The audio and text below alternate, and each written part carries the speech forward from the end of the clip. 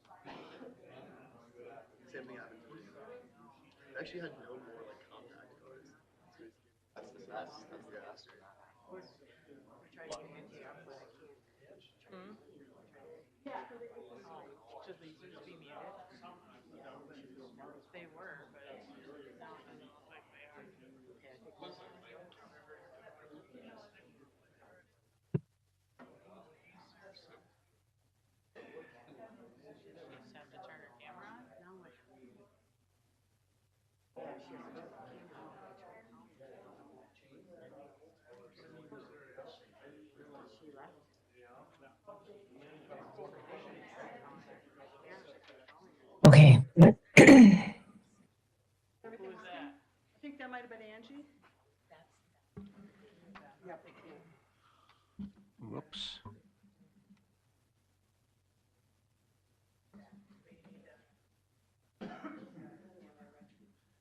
So for anybody here for the public any public hearing, when you come in, if you have and you want to talk, you can sign up. We'll make sure we collect the cards and then we'll give them to the chair when we have a chair elected. You get the opportunity to speak. If you're an applicant, we ask that you come up here, you'll give your name, your address, you'll speak to the issue that you need to. Anyone for public testimony, come up here, give your name, your address, speak into the microphone. Make sure the green light is on so that we get your name and all that great information. I'm going to turn it off right now so we have less feedback. But any questions for that? And then we'll just proceed through the agenda. Somebody was online. I'd like to start the meeting. Good evening, this is I would like to start the meeting. I'm Richard Blankish. I am chairing this for the first few minutes of tonight's meeting. We have to set up officers for the year and such, but we'll get started by Shelley mentioned about the cards in the back corner. That's a big help as far as making our meetings run smoothly. I would like to take roll call now and start with District 1. Cindy Harner? Here. Okay. District 2 is Dave Benterud, and he is not here tonight. He was last year's vice chair. He did say he would be chair, but we still have to officially go through a election process for that. District 3 is vacant. We don't have a person for that yet. District 4, Dave Here. Knopfler. Okay. District 5, Leroy Gondrinker. Here. At large, that's myself, Rich Blankish. We have another person at large, Angie Tomovic. Is she online? here. Okay, thank you. And then Yep. a representative for the Stearns County Board of Commissioners is Mr. Jeff Bertram. Okay, we start off our meetings with reciting the Pledge of Allegiance. Whoops, sorry. Pledge allegiance to the flag of the United States of To the America United States of and to the republic America for which it stands, and to the republic one for which it nation, stands, under one God, nation under God, indivisible, indivisible, with justice with for all. liberty and justice for all.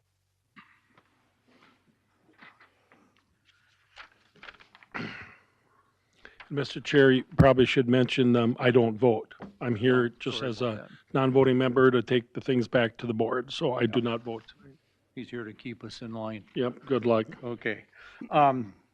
Reciting of the oath, Shelley, that'll be by the vice chair. That'll be sitting here. By the two new members, Angie and Cindy, need to. Right, right, but just who officiates that. Okay, Well, do they do that now? We could do that now as new members, so we got them sworn in. okay. We can do that. Angie, if you want to recite the oath of office. Together. Where am I finding this? Are they gonna put it up on the screen?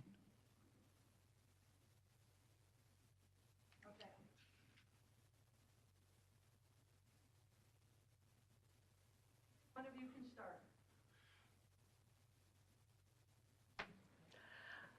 I, Cynthia Harner, solemnly swear that I will support the Constitution of the United States and the Constitution of the State of Minnesota, and that I will faithfully execute and discharge the duties of the Board of Adjustment in the County of Stearns, Minnesota, according to the law, to the best of my ability and understanding. Just one correction. You may want to change the Board of Adjustment to the Planning Commission. Yep, correct, we missed that, thank you. Thank you so much. So discharge planning commission members, yes, thank you. And Angie, if you want to read yours, please? I, Angela Tomovich, solemnly swear that I will support the Constitution of the United States and the Constitution of the State of Minnesota, and that I will faithfully execute and discharge the duties of the Planning Commission in the County of Stearns, Minnesota, according to law and to the best of my ability and understanding. Thank you. Thank you. And welcome aboard. Okay. Thank you. Okay, we're gonna start with the elections of officers. For chair, I would like to nominate, Dave Bentrude. I'll second. Okay. Are there any other nominations for chair? Are there any other nominations? So we'll close nominations for chair, and we vote. Well, we could do all of them and then do one slate if you want. Might be different. Okay, go for it. Okay, I vote for Dave. You just do an all in favor, and then we'll make sure we get Angie's vote. Okay. All in favor, say aye. Aye. Opposed? Any I, And so opposed? let's just do a quick roll call. Dave Knopfler, Aye. Rich Blankish, Aye. Cindy Harner, Aye. Leroy Gondringer, Aye. and Angie Tomovich. I. Okay, all in favor. Thank you. Now we'll go to vice chair. Okay, any nominations for vice chair for next, or this year? I nominate Leroy Gunrigger. I would second that nomination. Any other nominations for vice chair? Any other nominations? Nominations are closed. Voting for in favor, say aye. For Leroy Gondringer? Aye. Aye. Aye. Anyone opposed? So we'll just do a quick roll call. Dave Knopfler, Aye. Rich Blankish, Aye. Cindy Harner, Aye. Leroy Gondringer, I don't know if I'm in favor of it or not, but we'll just say aye. and Angie Tomovich. I. Thank you. Last one, secretary. Oh, yeah. Any nominations for secretary for this year? Any nominations? I nominate Rich. I refuse the nomination. I think it's pretty much ceremonial, isn't it? Yes. Oh. Yeah. You get a pay raise. Right. Any other nominations? I nominate Dave Knopfler. Okay.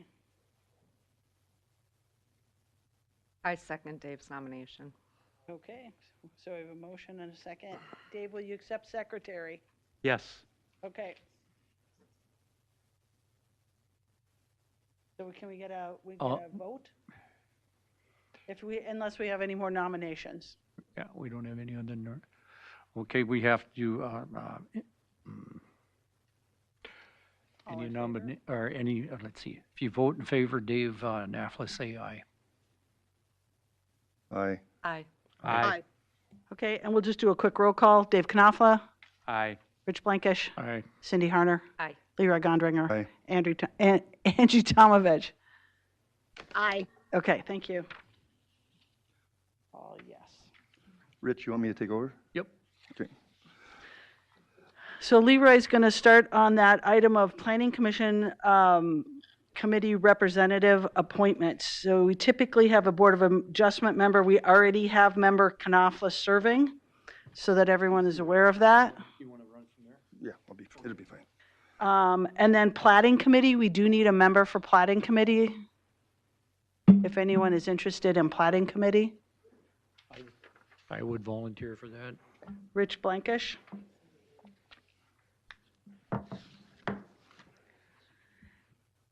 And then we do have Rich currently serving as Park Commission. Does someone else want Park Commissioner, or is Rich, are you looking to stay on Park Commission? I'm looking to, let me get it. Looking to stay, I'm one of two individuals on the park board that are in the 20-year plan for the update of the master plan for Quarry Park. Okay, so is everyone okay with Rich staying on Park Commission? Yes. Yes, okay. So we got Rich, Park Commission, Plating Committee, and then Dave is on Board of Adjustment. Does that work for everyone? Works for me. Okay, lovely. And then you are on agenda item number 1.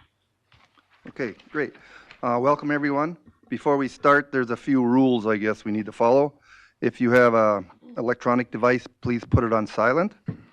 All comments and testimony shall be directed to the chair, which I guess is me tonight.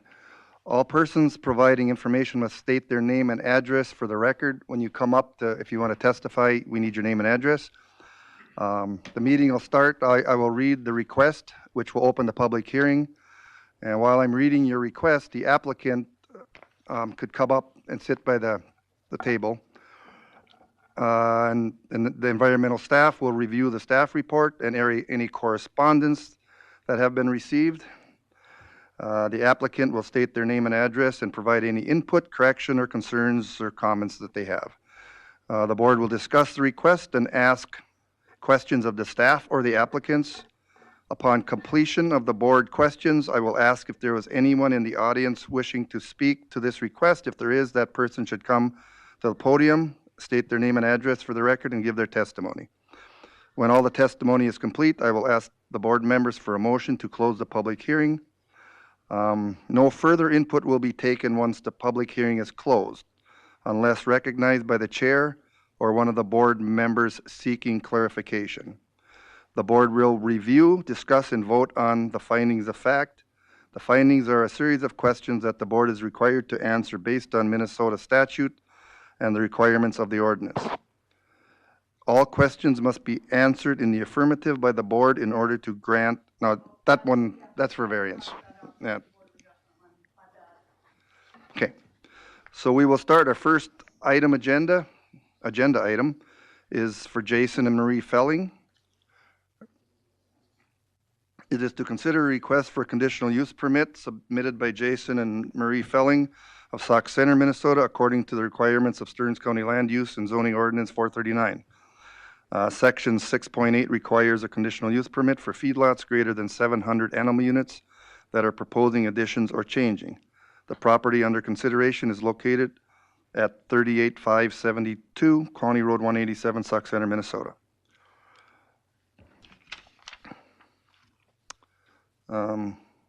Yeah, I'm not going to read the section stuff.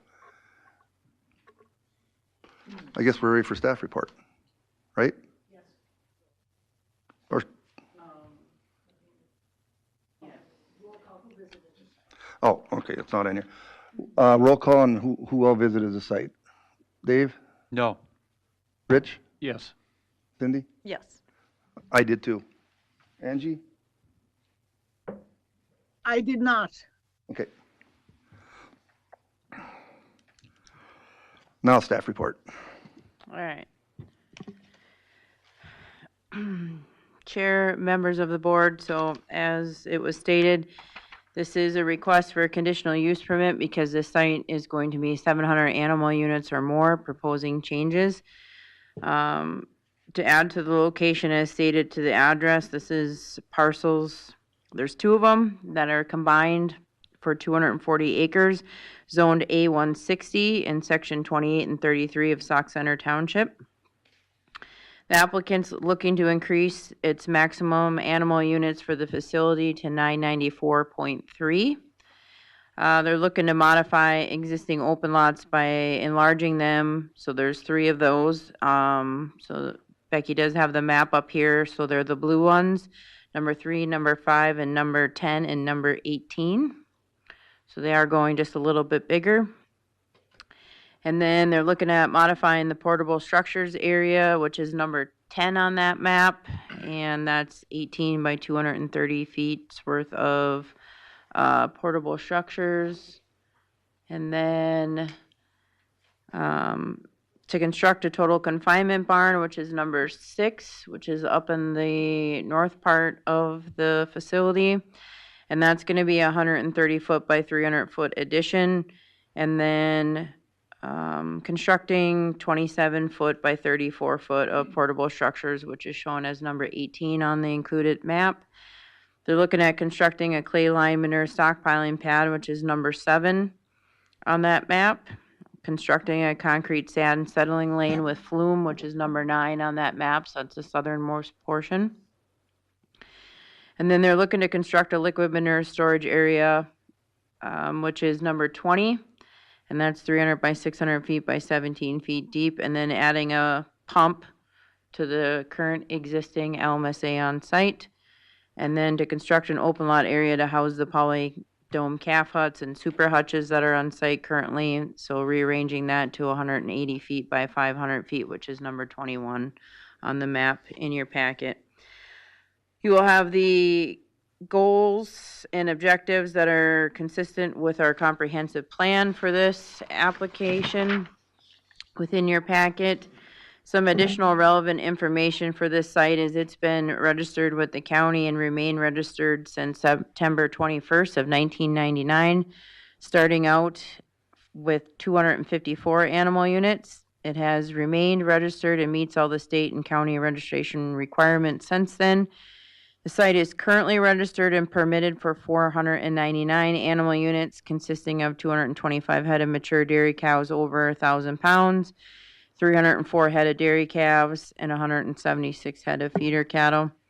The proposed animal units, as I had stated, is that 994.3, and that will consist of 425 head of mature dairy cattle, then over 1,000 pounds, 399 head of dairy heifers, and 600 head of dairy calves. Engineering plans for the proposed earthen liquid manure storage area proposed must be reviewed and approved by the Minnesota Pollution Control Agency engineers. Currently, those design plans are being reviewed, and feedlot construction permits will only be issued upon the MPCA approval of the engineered plans. A manure management plan was submitted. This is under staff review and will be required to meet the criteria of Minnesota Rule 7020 prior to any feedlot permit issuance as well. Staff did conduct a compliance inspection in June of 2025. The facility was compliant for water quality discharge requirements. The owners were non-compliant at the time for record-keeping requirements, but they submitted their records and manure testing information when the MMP was submitted, and that returned to compliance on September 25th of 2025. The current facility has those existing total confinement and partial confinement barns. Some do have control rooms and utility rooms attached to them. Does have open lots, the current calf huts, hutches, and manure storage structures on site. Kind of went through the proposed and modified structures already initially. We do not have no valid complaints on file for this feedlot. The surrounding adjoining properties in Stearns County are zoned A160 as well. The nearest non-agricultural zoning R5 is 0.82 miles to the northeast. So up on that map, that is that kind of aqua green color. And the 1 mile radius is that yellow buffer circle. The airport overlay district is located 1.12 miles to the northeast of this facility as well, which is that blue kind of darker color there on that map. So those are the closest things. They do meet all the setbacks, but we just wanted to provide you with that additional information. There are 14 residences and 6 existing registered feedlots located within 1 mile of this feedlot. So within that yellow circle surrounding the facility, the feedlots are the red circles, and the residences are the yellow triangles. The other map that's included in your packet shows the nearest residences to the property, which one is located 750 feet northwest of the feedlot, and then the other 2 closest ones you can see are over 1,000 and 2,000 feet away, south and east, all meeting the setbacks. Access to the feedlot is via that County Road 187. The applicant is required to complete a stormwater pollution prevention plan known as a SWIP, but it's not required to be submitted to Environmental Services Department. And an environmental assessment worksheet known as a EAW, an environmental impact statement known as a EIS, state disposal system known as a SDS, or the Feedlot National Pollution Discharge Elimination System known as the NPDES. Feedlot permits are not required for this facility at this time. The findings of facts regarding this application are included in your packet as well. And then the staff recommendations for the site, we do have 3 conditions listed. 1, the owner shall have a licensed surveyor place survey stakes showing the 50-foot property line setback after the dirt work is started for structure number 9. So that is that one, that's the southmost portion on that map showing the facility. And that's to show the setback will be met for that structure. The owner shall contact Stearns County Environmental Services Department feedlot staff and have their on-site verification of the survey stakes and structure number 9, meeting the setback before proceeding with the construction of that structure number 9. Number 2, the owner shall construct all proposed improvements according to plans, specification, and guidelines submitted with the application unless otherwise approved by Environmental Services Department. And number 3, the owner shall contact the Environmental Services Department within 3 days of construction completion, so a post-construction inspection may be completed. The draft meeting minutes from FRC are also included in your packet, and then the list of notifications that were sent. And that is all I have for you at this time, Mr. Chair and members of the board. Thank you, Bethy Jo. Would the applicant state your name and address for the record? Jason Fowling, 38572 County Road 187, Sauk Center, 56378. Okay, thank you. Do you have anything you'd like to add to the staff report? Not at this time. Okay. Any questions of the staff or the applicant? Nope. Okay, then was there anyone that submitted a card for the public hearing? We'll open the public hearing at this time. If anyone wishes to speak, come on up to the podium. Anyone? No one? Must be a good neighbor.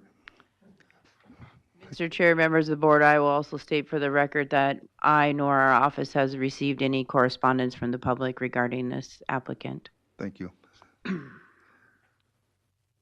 Hearing no comments, can we, Motion. motion to close the public hearing? close. Rich made a motion to close the public hearing. Is there a second? Second. Dave seconded. All in favor? Aye. Aye. Opposed? Aye. I'm sorry. Motion carries. I'm gonna ask you questions every time we have an item, so I don't forget that you're there.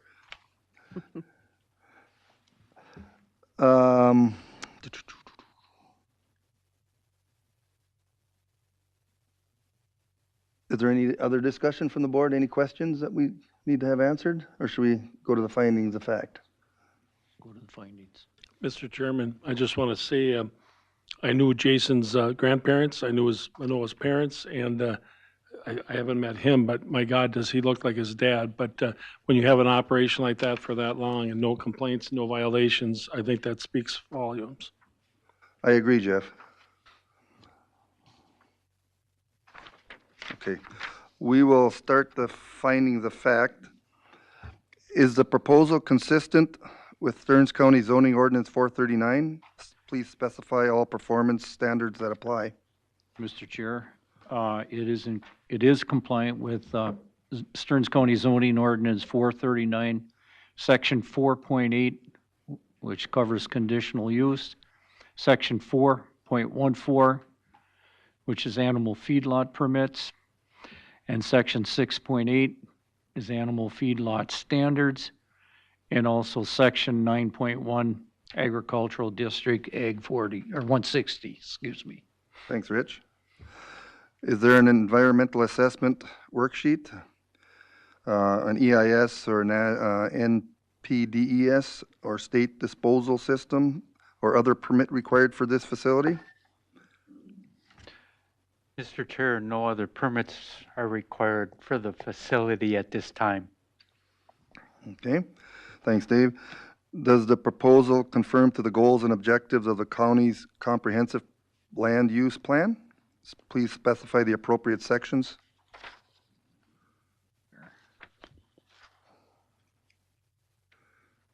Mr. Chair,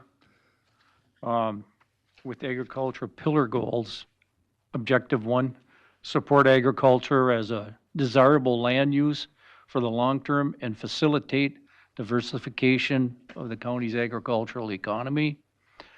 Also under agricultural pillar goals, objective 3, retain areas with highly valued agricultural land or economically viable animal agricultural operations.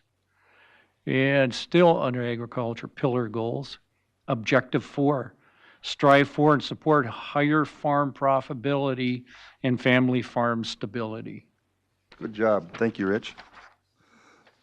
Will the site configuration, number and types of animals at this site and prevailing wind conditions impact any of the following areas? Traffic, public safety, schools, parks, churches, and other municipal or residential areas, or any other impacts?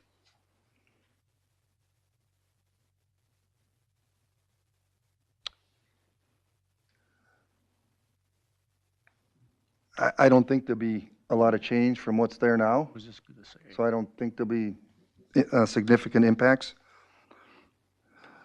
Has information been provided regarding the impact to property values in the area as a result of the proposal? Mr. Chair, no information was provided in regards to that. Have all recommendations from the Feedlot Review Committee and feedlot staff been reviewed? Yes. Yes. Yes. Okay. Are there any other issues that are pertinent to this matter?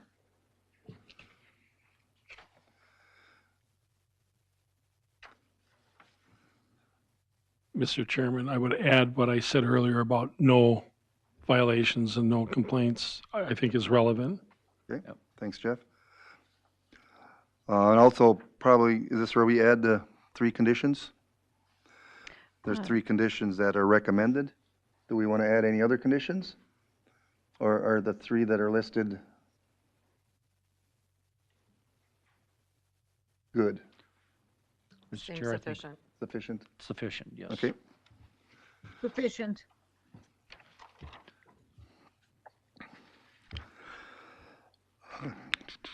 okay, then I'll need a motion to approve or deny the request. Mr. Chair? With the Did I- conditions. Just make sure that, Mr. Chair, members of the board, just make sure that the motion includes whatever conditions the group wants to be applying. So, Yes. Thank you. So, Mr. Chair, I would, I'm Mr. sorry. Chair, I will add just the staff, 3 staff conditions to be included. Okay, thank you. Mr. Chair, can I make the motion?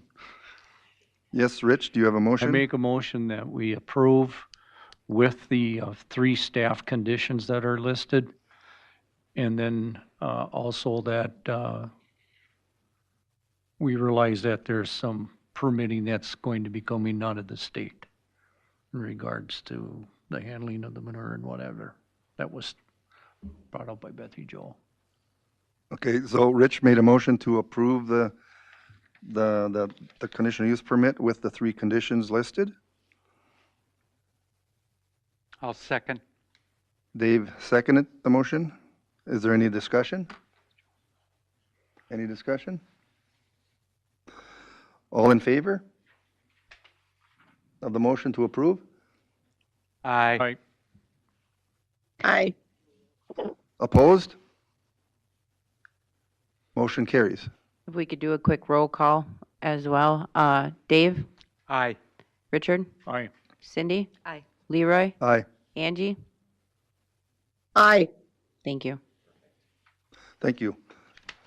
Jason, you've jumped over the first hurdle here. The county commissioners will hear this on Betty Jo.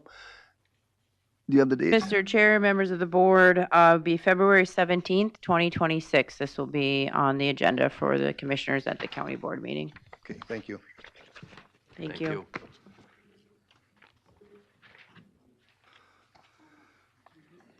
Our next item is to consider a conditional use permit requested by Belgrade Cooperative of Belgrade according to sections 4.8, 6.6, and 9.3.5B of Stearns County Land Use and Zoning Ordinance 439. The request is to have an agriculturally oriented business in the agricultural 40, the A40 zoning district. Specifically, the property would be used for anhydrous ammonia and liquid fertilizer. And the property is located east of County Road 200 in Section 15 of Crow Lake Township, near Belgrade. Members who visited the site? Dave? No. Richard? Yes. Cindy? Yes. I did. She went. I did not. She did not. Angie Tomovic. Angie did not.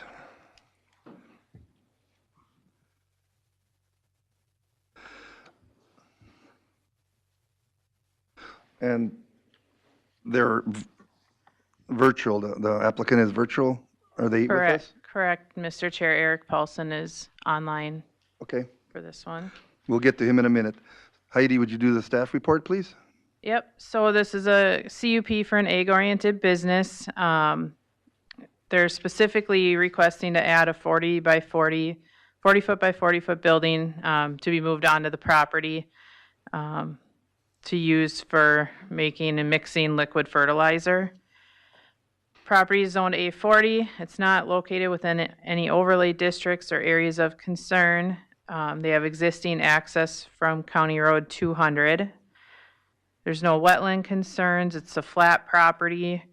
We will be requiring a certificate of survey to make sure they're not exceeding 25% impervious lot coverage on the property.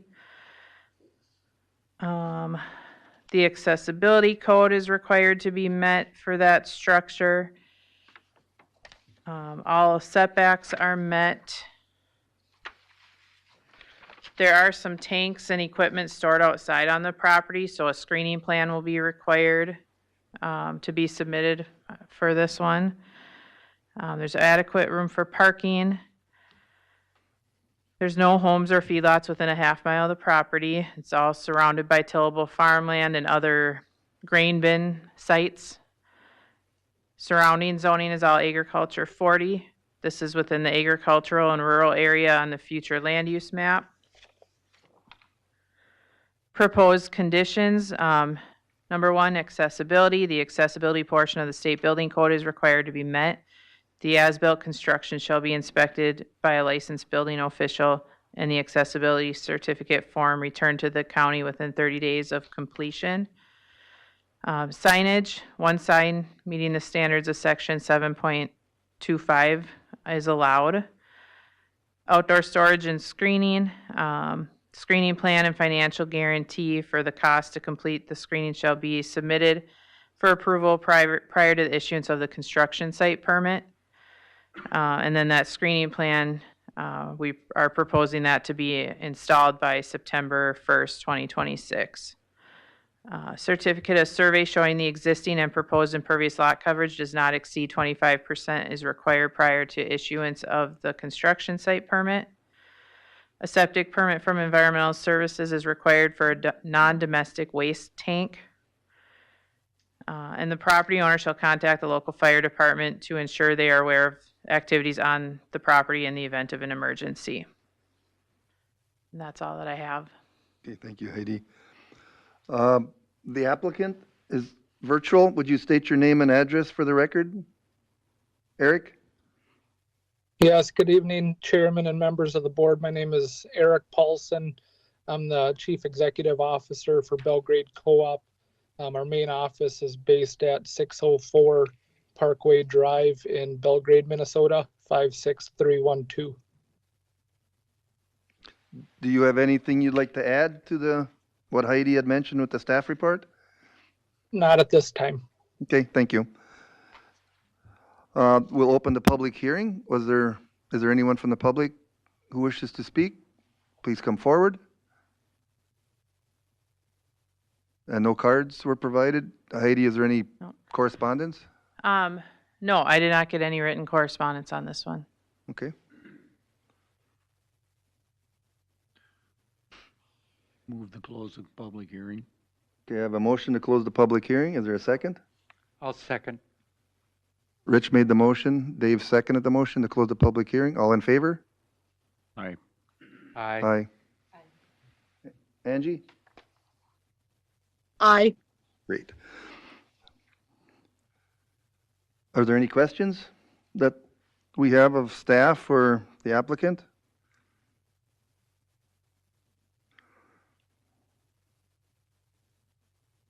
Actually, I was supposed to do that first, wasn't I? Okay. Still no questions? Still none. Okay. Are we ready to do the findings of fact? It seems a pretty straightforward proposal. Yep. Is the proposal consistent with the zoning ordinance? Why or why not? Mr. Chair, it is consistent with the zoning ordinance 439, sections 4.18, or excuse me, 4.8, 6.6, and 9.3.5.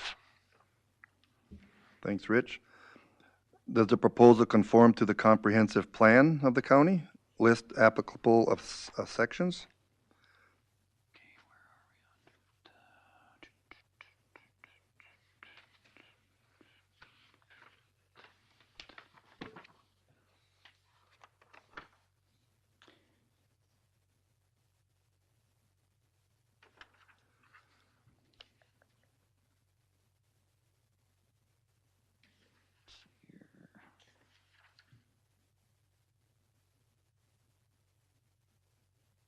Mr. Chair, I believe it does under rural business policies. Number 1, rural business shall not alter the rural character of the neighborhood and should not create negative impacts on public health, safety, and general welfare of the adjacent property owners. And number 4, rural businesses and agricultural areas must embrace the comprehensive plan's future land use factors to minimize conflicts between adjacent land uses and natural resources. Okay, thank you, Dave. Anyone else have anything they'd like to add? Is number 3, is the proposal compatible with the existing neighborhood? Why or why not? Mr. Chair, it is compatible. When you look at the map, you see how it sits out. There aren't a lot of structures close by in regards to home sites. It's a good location. And they're already at that location with Yes. trailers and things? Yep. Okay. How has the applicant demonstrated that standards and criteria stated in the ordinance will be satisfied?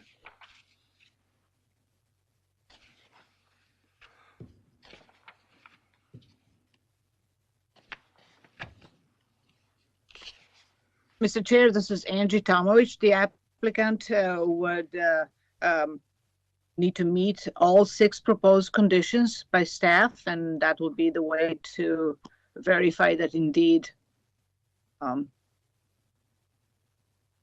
they have met all that's required. Thank you very much. Are there any other issues pertinent to this matter? Did we have any input from the township or city, federal, state, or local permits, anything like that required? Nothing received or required.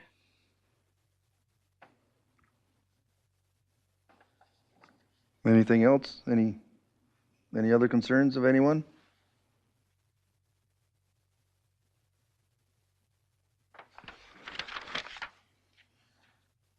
Okay, with that, I'm looking for a motion to approve or deny the conditional use request for Belgrade Co-op. Mr. Chair, I'll make a motion to approve with the 6 recommendations from staff. I'll second that. Rich made the motion, Cindy seconded the motion. Is there any discussion? All in favor? Aye. Aye. Aye. Opposed? Motion carries. Okay, let's do roll call on that one. Dave, Aye. Rich, Aye. Cindy, Aye. Leroy, Aye. Angie. Aye. Thank you. Motion carries. Thank you for attending virtually. Yes, thank you all.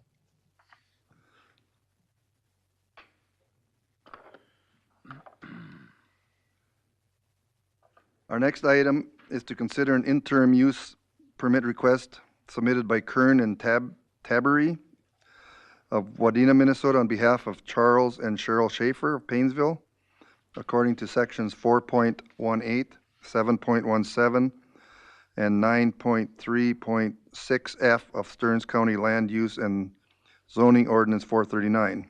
The request is to have a mining operation on approximately 5 acres for 1 year in the agricultural 40 zoning district. The property is located, it's lying northeast of County Road 12 in section 27 of St. Martin Township. I'll take a roll call of members that have visited the site. Dave? No. Rich? Yes. Cindy? Yes. I did. Angie? No. Okay. Heidi, would you care to do the staff report? Yep. So this is the first of 3 interim use permit applications we have tonight for the County Road 12 reconstruction project. So that'll be this one and then the next 2. So this is proposed mining on approximately 5 acres, just for this summer for this specific County Road 12 project. Property zoned agriculture 40. There's no wetland concerns with the proposed mining area. All of the performance standards will be met with this operation. They're proposing to be in there approximately 4 to 6 weeks, so we're not proposing any screening or anything like that for this mining operation. All the setbacks will be met. They're proposing to operate from 6:30 a.m. to 6:30 p.m. Monday through Friday. And then we typically prohibit mining on Sundays and federal holidays. Let's see. The surrounding area is all zoned agriculture 40. There's approximately 15 homes and 7 animal feedlots within a half mile. Reclamation, this will just be returned to an agricultural field when they're done. I'm told it'll look the same as it does now when they're done mining there. Future land use map for the county's comprehensive plan shows this as an agricultural and rural area. Proposed conditions, the interim use permit shall expire December 31st, 2026. Identify hours of operation. Again, they're requesting 6:30 a.m. to 6:30 p.m. Monday through Friday, with no operation Saturdays, Sundays, and holidays. Holidays being Memorial Day, 4th of July, Labor Day, Thanksgiving, and Christmas. And then we'll need a financial guarantee in the amount of $32,500 to ensure reclamation when they're done. And then all performance standards of section 7.17 of ordinance 439 shall be met. Thank you, Heidi. Are the applicants here? Could you come forward and grab a chair and state your names and addresses for the record, please? Ryan Tawberry, 20326 Wadena, Minnesota, 56482. Brad Kern with Kern and Tawberry Construction, 10431 Navajo Street, Wadena, Minnesota. Okay, thank you. Do you have anything you'd like to add to the staff report? No, I think she pretty well summed it up. Okay.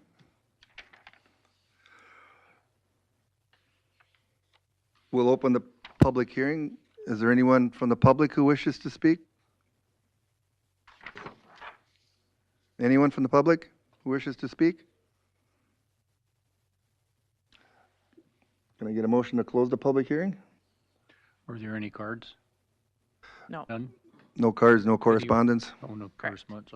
I'll make that motion to close the public hearing. Okay, thank you, Rich. Second. Rich made the motion. Dave seconded the motion to close the public hearing. All in favor? Aye. Aye. Aye. Aye. Thank you. Motion carries. Are there any questions the staff has of the applicant? I have a question. I mean, I've heard a little bit of what you're going to do. You're going to take fill out, bring fill back in, so the level stays the same? Is that what we're? Correct. It's kind of a one-to-one swap. We're taking material from the existing County Road 12. We'll be bringing that to the pit area and then taking sand from that area. So it's kind of a one-to-one swap. So when you do the reclamation, it should be pretty much the same level as what it's at now? Correct. Yes. Okay. And not to get ahead of myself, but all three of the sites or things we're going to deal with tonight are the same? Correct. Okay. Is there any other comments, concerns?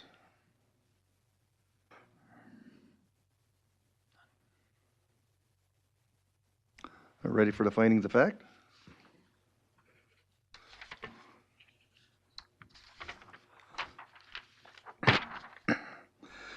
Is the proposal consistent with the zoning ordinance? Why or why not? Mr. Chair, the proposal is consistent with zoning ordinance 439, sections 4.18, 7.17, and 9.3.6.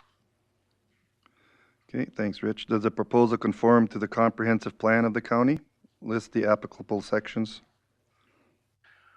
Let me find it.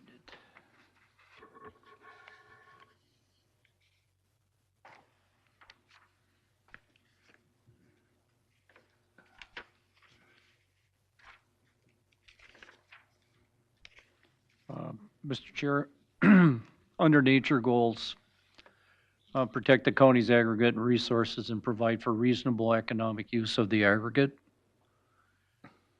is one. Under the aggregate resource policies, locate high-quality aggregate resources to guide protection and utilize activities, or utilization, excuse me. Number two, under aggregate resource policies, manage aggregate resources to provide for the extraction of high-quality aggregate prior to non-agricultural development on the site. And let's see, is there any others here? I think that's all I have. Okay, thank you, Rich. Is the proposal compatible with the existing neighborhood? It's probably not, but they'll be in there such a short time, and when they get done, you hopefully won't know they're there. Yeah, when they're finished, people aren't going to notice that there was mining done there. How has the applicant demonstrated that the standards and criteria stated in the ordinance will be satisfied? Before we answer that one, the one condition that we should have talked about a little bit was the hours of operation. Are we okay with this 6:30 till 6:30, is it? Yeah, 6:30 a.m. to 6:30 p.m. Monday through Friday. is what they're requesting, and then no Saturday, Sundays, or those major holidays. And everyone's okay with that? Yeah, that's pretty consistent with other mining operations that we've approved recently. Okay, Angie, are you okay with that? 6:30 till 6:30? I'm okay with that. Okay, Yes, as long as it also falls in with the parameters of the Stearns County noise ordinances, if any. Yeah, Oh. county doesn't have a noise ordinance for Then I'm these. okay. Yeah. okay, I'm fine with proposed. okay, thank you. Are there any other issues that are pertinent to this matter?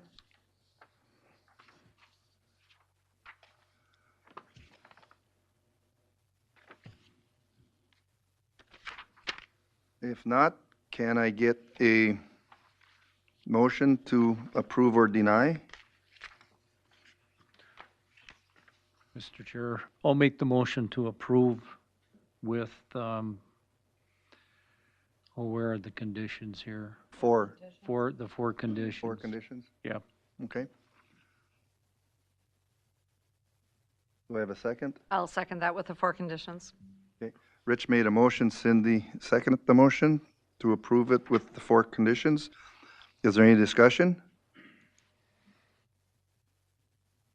Any discussion? All in favor? Aye. Aye. Aye. Aye. Opposed? Motion carries. Okay, we'll do roll call. Dave, Aye. Rich, Aye. Cindy, Aye. Leroy, Aye. Angie. Aye. Thank you.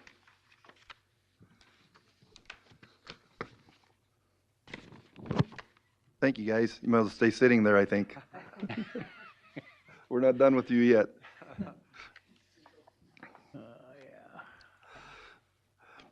This is this item number 4 is to consider an interim use request submitted by Kernan Tabry on behalf of Carl and Ruth Leeser, Paynesville, Minnesota, according to the same sections as the last one in the ordinance. And their request is to have a mining operation on approximately 3 acres for 1 year in the A40 zone. And that's in section 26 of St. Martin Township. Could I get who visited the site? No. Yep. Yep. Yep. Angie? I did not. Okay. Heidi, would you do the staff report? All right, so this is application number 2 for the County Road 12 project. This one is on approximately 3 acres. Similar to the last one, it's all zoned A40. All the performance standards of the ordinance will be met, setbacks are met. They're requesting the same hours of operation. It's within the ag and rural area on the county's comprehensive plan. This one has approximately 28 homes, 1 animal feedlot, the city of St. Martin, and several commercial businesses within a half mile of the property. And this will also be returned to an agricultural field upon reclamation. And suggested conditions are the interim use permit shall expire December 31st, 2026. Identify hours of operation, 6:30 a.m. to 6:30 p.m. Monday through Friday. No operation on Saturdays, Sundays, and federal holidays. The applicant shall submit and maintain a financial guarantee in the amount of $19,500 to ensure reclamation.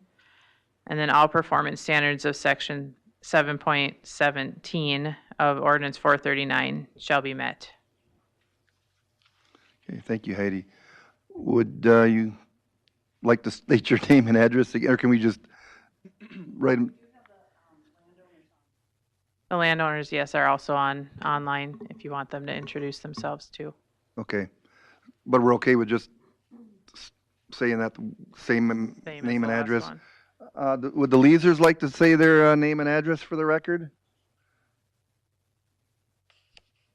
Carl Leeser, Ruth Leeser. 27133 County Road 12, Painesville, 56362. Thank you. Thank you. Do you guys have any other comments or kind of Same operation. do the Leasers have anything they'd like to add? We do not. Okay, thank you. Thank you. We'll open the public hearing at this point. Is there anyone from the public who wishes to speak? Anyone from the public? Heidi, did you get any cards or correspondence? Nope, no correspondence. No correspondence? Okay. Can I get a motion to close the public hearing? I'll make that motion. Second? Cindy made the motion, Rich seconded the motion to close the public hearing. All in favor? Aye. Opposed? Motion carries. Aye. Oh. I keep forgetting about Angie. I'm No, sorry. no worries. No problem. Are there any questions for the applicant or the owners of the property from anyone on the board?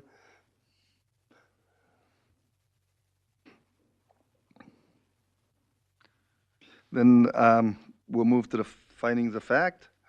And Yeah, Mr. Chair, you can, if you want, you can just adopt the previous findings of fact for the first application rather than going through the questions again, if you choose to do that. yeah, if someone wants to make a motion to just adopt the findings of fact from the last item to fit this item. You want to make a motion? Mr. Chair, Angie Tomwich will make a motion to adopt the findings and facts from the previous action items on mining operations. Okay, Angie made a motion. Is there, and Cindy seconded the motion just to adopt the findings from the last mining operation request. Is there any discussion on that? And again, I'm sorry, go ahead, Rich. I was just going to say, looking through performance standards, do we have to be concerned about screening at all because of location? Mr. Chair, didn't we didn't propose any screening just because of the short duration of time they're going to be in there. It's estimated 4 to 6 weeks. Okay. So we didn't require any screening for this one. Okay. And when we all agree, we're good with the 6:30 in the morning till 6:30 in the evening, okay? Yep. Did we vote on the findings of fact?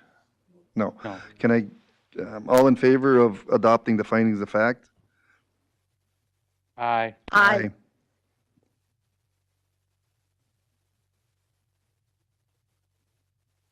All opposed?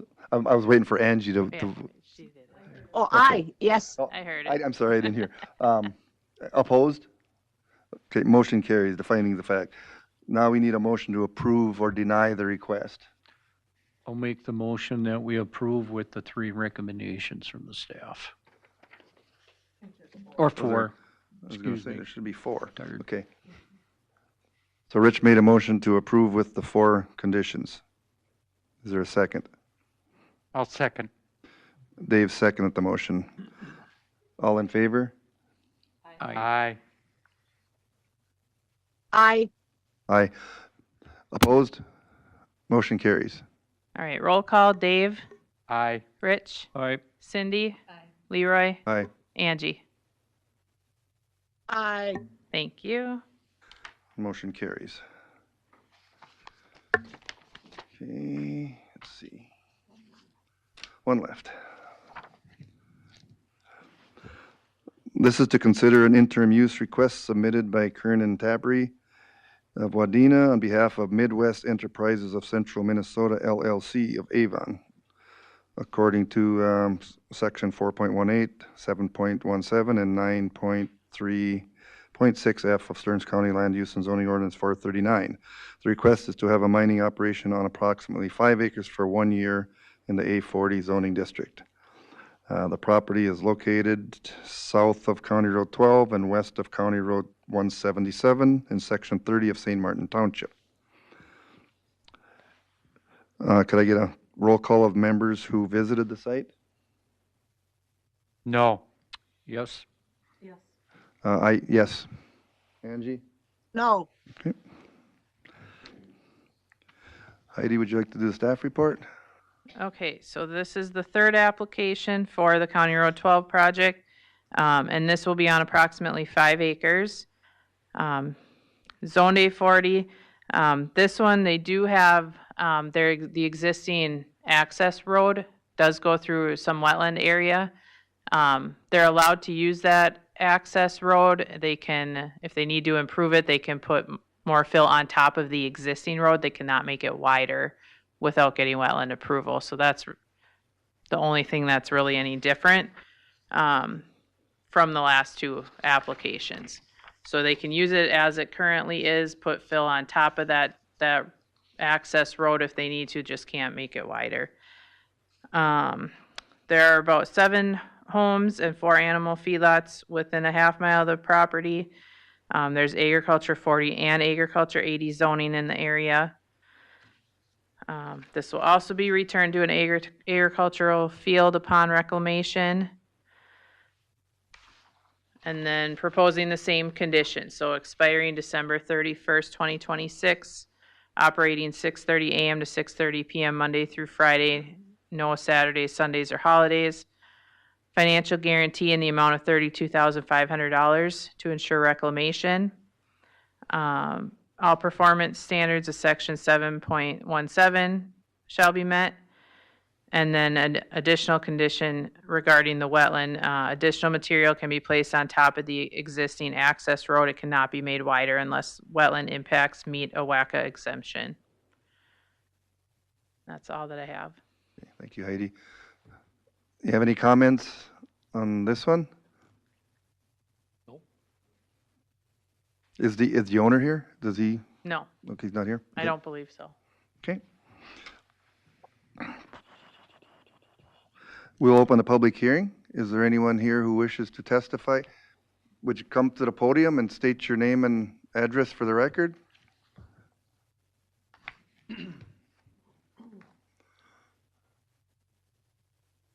Make sure the little green light is on. Okay, my name is Jim Beckers, 29959 County Road 12, Melrose, Minnesota, 56352. And I'm just wondering, we have land that's next to that property, and the granite level where our irrigator well is at only 50 feet down. So I'm wondering how deep that the mining goes. Would it affect that groundwater? We pump 675 gallons a minute out of that well, and it runs pretty many days of the week if it's dry out. Could this affect the well?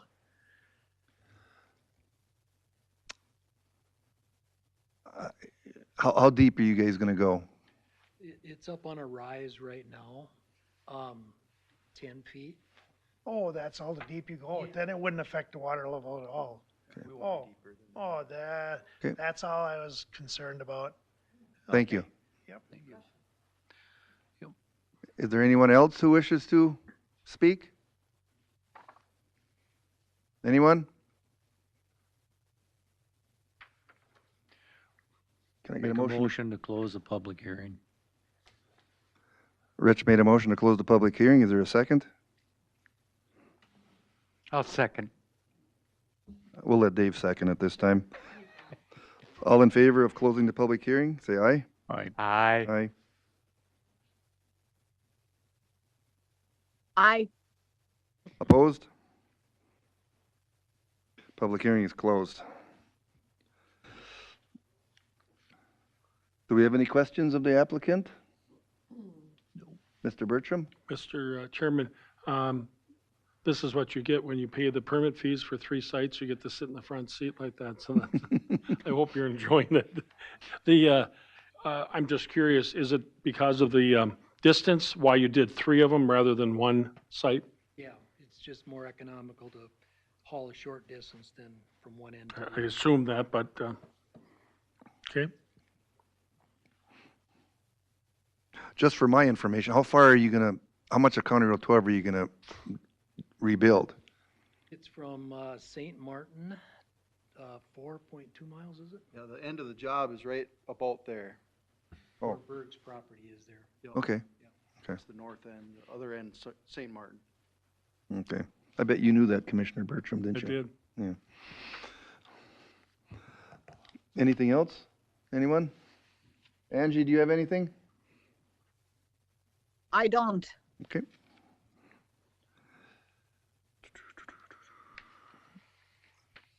Are we ready for the findings of fact? Do we want to stipulate the same findings as the last two? I would make a motion. Okay. Cindy made a motion to stipulate the findings of fact the same as the last The two. last two. The last two, I'll second that. and Rich seconded the motion. Is there any discussion on that? Mr. Chair, to include the recommendations, recommended actions, because they are different than the other two applications. Yeah, this, This is just, yeah, we recommend that, just add that there'll be 5 conditions instead of Yes. 4. Okay. Good catch. All in- clarification. Pardon? Clarification, we were voting to approve The the findings. finding of the facts. Well, but one of the findings, Excuse me. Then the 5 conditions are when you vote to approve? Is that not the procedure? correct, but number 4 on the findings is, has the applicant demonstrated that the standards and criteria stating in the ordinance were satisfied, will be satisfied? And that's where we'd say with the condition, the 4 conditions, in this case it'd be with 5 conditions. 5 conditions. Gotcha. Okay? So we have a motion and a second to approve the findings, the same as the last 2, with the addition of a 5th condition on the finding number 4. I believe it was number 4. All in favor? Aye. Right? Aye. I, Opposed? Motion carries. Roll call again? Oh, need a motion, no, sorry. Now we need a motion to approve or deny. I'll make the motion to approve with the 5 recommendations by staff.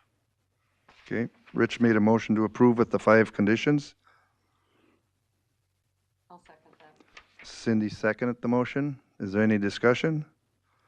Any discussion? I have a question, I'm sorry. Fifth one would be that we just utilize that pathway, is that? Yeah, that's the wetland one, yep. Okay, all in favor? Aye. Aye. Angie? I, Okay, roll call. Dave, Aye. Rich, Aye. Cindy, Leroy, Aye. Angie. I, Thank you. Motion carries.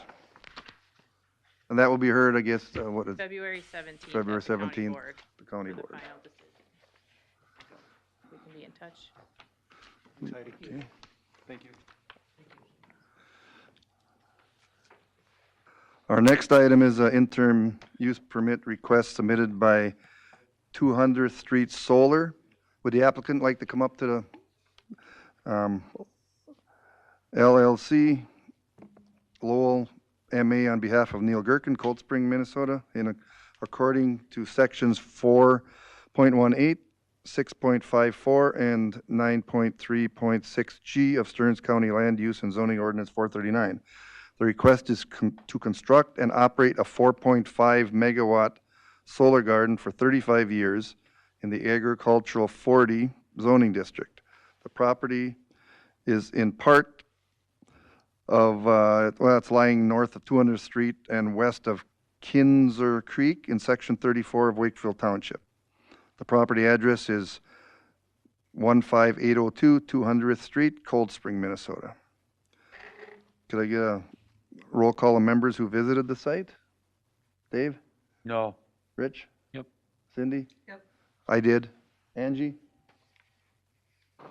no. Okay. Heidi, do you have the staff report for us? Yep. So this is a 4.5 megawatt solar farm, solar garden, proposed for 35 years in the Agriculture 40 zoning district. So the interim use permit is required since the solar garden is going to be more than 1 megawatt.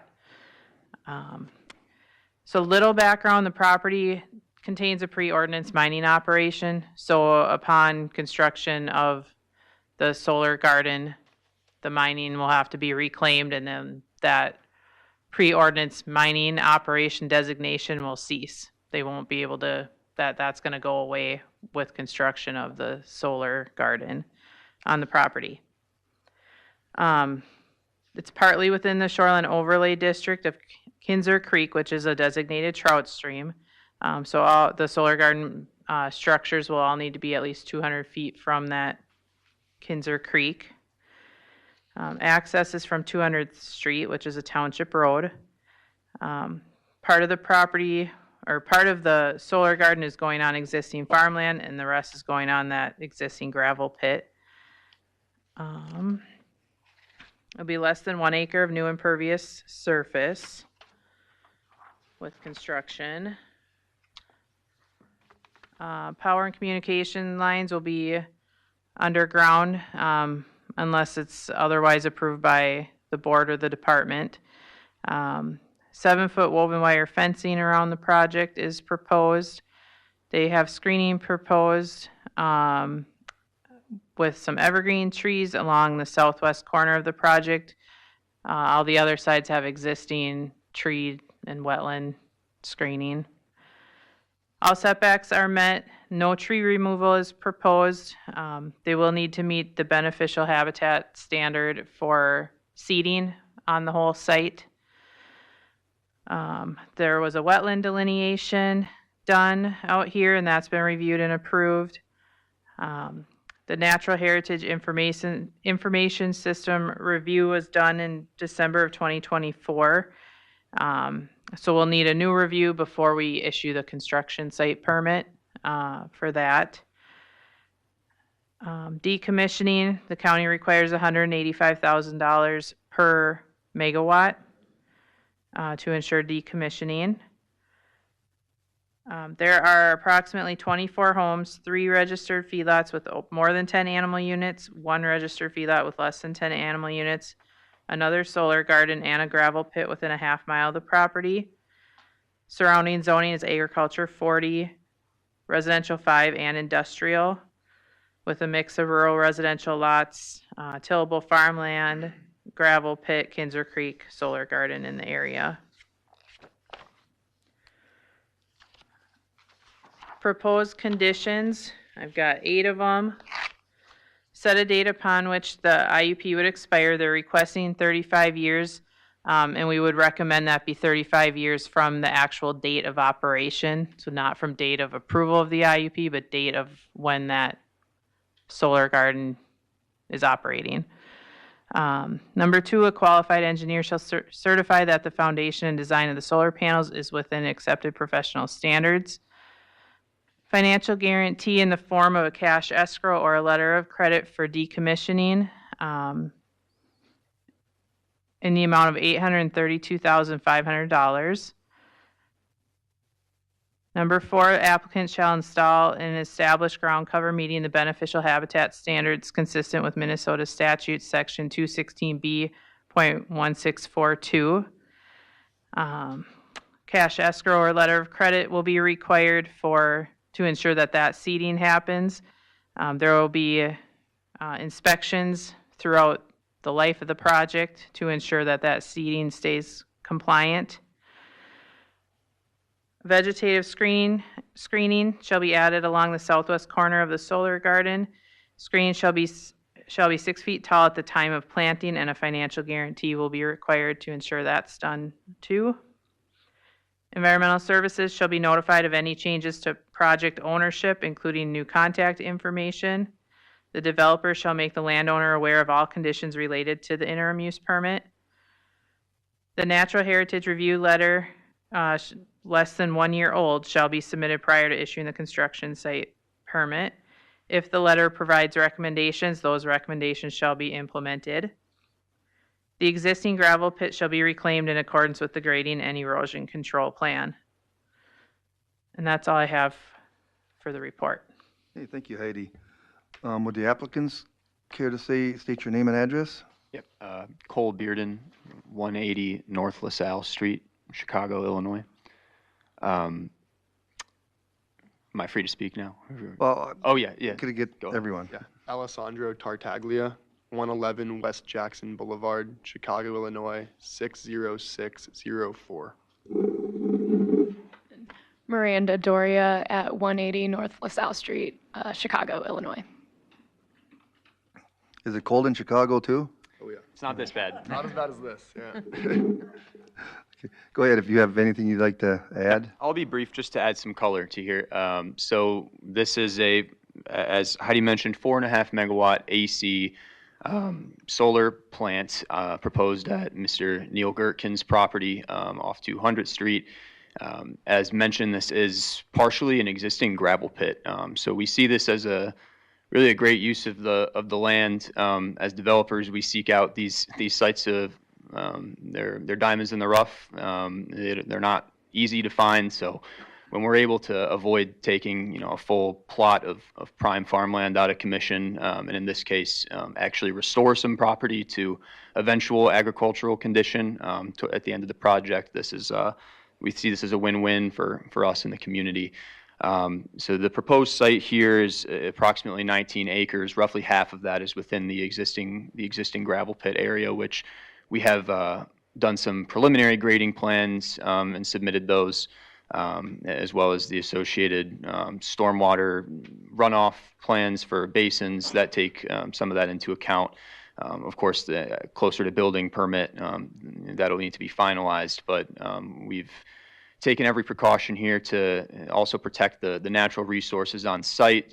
So we see this as a great opportunity for Mr. Gertken here to also keep the majority of this property, which is in conservation easement, There's a lot of wetlands to the north, as you saw on the wetland desktop review. And so we're able to avoid those, as well as avoid any impacts to the Kinser trout stream, keeping well safe of that 200-foot buffer with all of our proposed structures. And so these panels have a fixed tilt, which is slightly different. Sometimes you see the single axis tracker that do follow the sun. Given the site constraints here with the setbacks and the wetlands, we're opting for a fixed tilt array that will stay at the same maximum height of 10 feet or around 10 feet throughout the day. And we will be satisfying the permit of mining operation reclamation requirements to the specifications therein, which are 18% maximum grade. I think we're well below that. We're happy to answer questions about the grading plan as well. And bringing in about 4 inches of topsoil as well, which will help restore this to a state that's ready for agricultural use at the end of the project's life. So again, yeah, we see this as a great use for this property as a temporary use. These have a 30-year power output guarantee with the potential to run longer, hence the 35-year request here, after which time the site will be completely restored to a condition that's appropriate for future agricultural use. And it's pretty well screened. There's not a ton of nearby residences. The closest bunch of residences is a subdivision up to the north that's closer to it's actually a larger solar array right next to that subdivision, just up to the north. We're pretty well screened from that. In the one area where we're not already naturally screened, we're proposing that evergreen screening along the southwest corner. And that's all I have for now. And again, we're happy to answer any questions. Thank you. Is there any, I think at this time we'll open the public hearing. Is there anyone from the public who wishes to speak to this request? Heidi, did you receive any correspondence? I do have 2 letters that I'll just read those quickly. So the first one is from Heidi Stahlberger with Wakefield Township. So she says, Wakefield Township has been corresponding with New Leaf Energy for months. The Wakefield Township engineer Jeff Oliver and I have both asked questions about the project. The only item that may impact the township is the driveway for the site. If the applicant installs a new driveway, A driveway permit will be required from Wakefield Township Maintenance Todd Mankey if the project plans to use the current driveway, whether in its current state or upgraded to accommodate the installation of the project. The applicant must contact Wakefield Township to approve upgrades or approve the driveway for the project as is. Wakefield Township has no other comments on the application. And then the second email I got is from Josh Gertkin, who is the neighbor just to the west and shares the long driveway. So he says, this is Josh Gertkin. We talked this morning, January 14th, about the Gertkin Solar Garden in regards to our driveway off of 200th Street. I am the owner of 24 feet of driveway from west to east. Neil owns 15 feet on the east side of the ditch of the driveway. My only concern with the project is being compensated, myself and Neil, for driveway use for construction and throughout the life of the contract of the solar garden. I've spoken directly with Neil and we both have agreed that there should be some type of compensation for the driveway use. Let me know if you have any questions. And again, that was from Josh Gertkin. I did speak with him on the phone before he sent this, and did tell him that the county doesn't get into compensation negotiations between landowners and developers. So, but he wanted me to share that with you. So that's all that I received. Okay, thank you. Is there anyone else from the public who wishes to speak?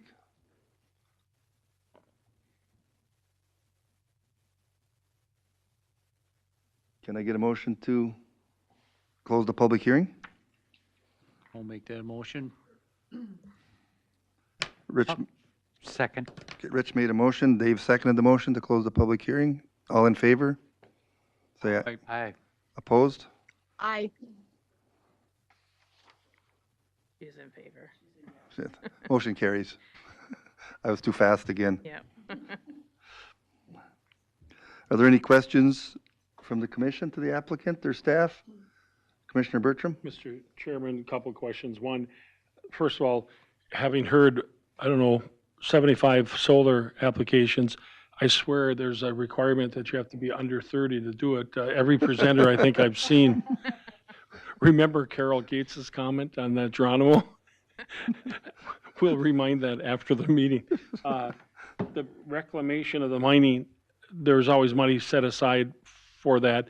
So who's going to do the reclamation? The permit that got the mining permit or them? So for the pre-ordinance mining operations, those are the ones that are just registered. They're not operating under an interim use permit. So we don't have any financial guarantees for those. So when they stop operating and decide they're done and want to reclaim, we don't hold a financial guarantee for those pre-ordinance ones. So we weren't proposing a financial guarantee in this case, since it's all going to be part of construction of the new solar project. So we weren't requiring a reclamation financial guarantee for that. Mr. Chairman, but they'll be required to reclaim it the way a normal reclamation would happen. Correct. Yep. And that's, what is shown on the plans is how it'll be reclaimed, and then the solar garden will be constructed on top of that. Because the reclamation, Mr. Chairman, obviously is the sand and the dirt on top, and, because one day if the solar panels are gone, that it can be Correct. farmed, so it's going to be reclaimed the way it's supposed to be reclaimed. Correct. Got it, okay. And then if you guys notice that decommissioning fee, we always, it was, originally there was no decommissioning fee, and then we established the 185,000 per megawatt, well, with this one being 4.5, that obviously that's important to have, because are you any plans to sell this once you get it permitted and everything? We are, New Leaf is primarily a pure play developer, so we would sell the project entity to a construction company that would install, own, and operate long-term, in most cases. We do have an IPP part of the business, but that's not the intent here. And most people, Mr. Chairman, don't understand that, and that's very critical, because am I doing business with you or am I doing business with her? And that And so the requirements, and Shelley can talk about this, but that always makes me a little nervous because originally when this started, solar sites were sold 2-3 times and we were never notified. Now, we do require being notified, but it's not in the conditions. But how do we, because what happens is, so if they don't comply with the weed control and everything, and then you contact person A, well, they say, we don't own it anymore. Well, you didn't know that, or you can't reach person A. Well, then you got to chase somebody down. So explain that process, Shelley or Heidi. We do have it as condition number 6 to notify us of any ownership changes in the project. Okay. And then including new contact information primarily for that reason, so we know long-term who to contact for our inspections and all of that, or if there's any issues with compliance. So again, I guess it's kind of relevant, but who we're dealing with tonight isn't going to be operating that long term, and so that's something that. And do you know who you're going to sell it to? You don't know yet. Okay. Not at this point, no. I will say, just to add some comfort to it, though, that of course we sell the project entity, which is in this case the 200 Street Solar that's applying, and so all the obligations in our lease with Mr. Gherkin and also our obligations under the conditions imposed on this permit would be transferred, so they would be completely beholden to the exact same terms. Because part of this, Mr. Chairman, is relevant to the landowner as well. I know. And oftentimes the landowners don't know that. I know. And I've had calls from, in the past, of landowners that have got tangled up with solar companies and had issues. And we, Mr. Chairman, well, I suppose legitimately, we, the county, don't protect the landowner. I mean, we don't get into it. That's a business transaction, and so we don't. So that's why I always, is Mr. Gherkin here? Oh, that corner there. Oh, that's good, because most times the developers have come, they've kind of told the landowner, don't come with, because they don't want them to know more. And again, I know a thing or two, because I'm going to be 66 on Saturday, and I've heard 75 of these. So you get to, and again, the landowners, just make sure, Mr. Gherkin, that you got your I's dotted and your T's crossed, because again, it won't be them. It's going to be somebody else. How close have you developed one of these in Stearns County or around Stearns County? Not in Stearns County, no. Minnesota recently expanded, only within the last year and a half, their community solar program to allow for projects of this size. So we previously weren't involved in the market in Minnesota. So we operate in 20 other states, but we joined the Minnesota market once that program expanded. If you'd go to Florida, Mr. Chairman, it's just as cold down there right now as Not quite. It's below chill, but the iguanas are falling out of the tree. Is 35 years, just like sand pits, we're all over the board. Where are we? Is 35 like the longest? I believe 35 is the longest. We had 3 of these about a year or so ago, and they were all for 35 years. And then I think the very first one and that's just because they used to be CUPs where they didn't have a deadline, and then the ordinance changed to be IUP, so they have an expiration. The first one was 25 years, and then the last 3 that we did about a year ago were each for 35. And so because, Mr. Chairman, because it's a IUP and this is new now, the property sells, Mr. Gherkin sells it. Does the new owner of the property have to get a IUP, a interim use permit? Yeah. Yes, if the actual ownership of the property changes, then the interim use permit has to be reviewed again.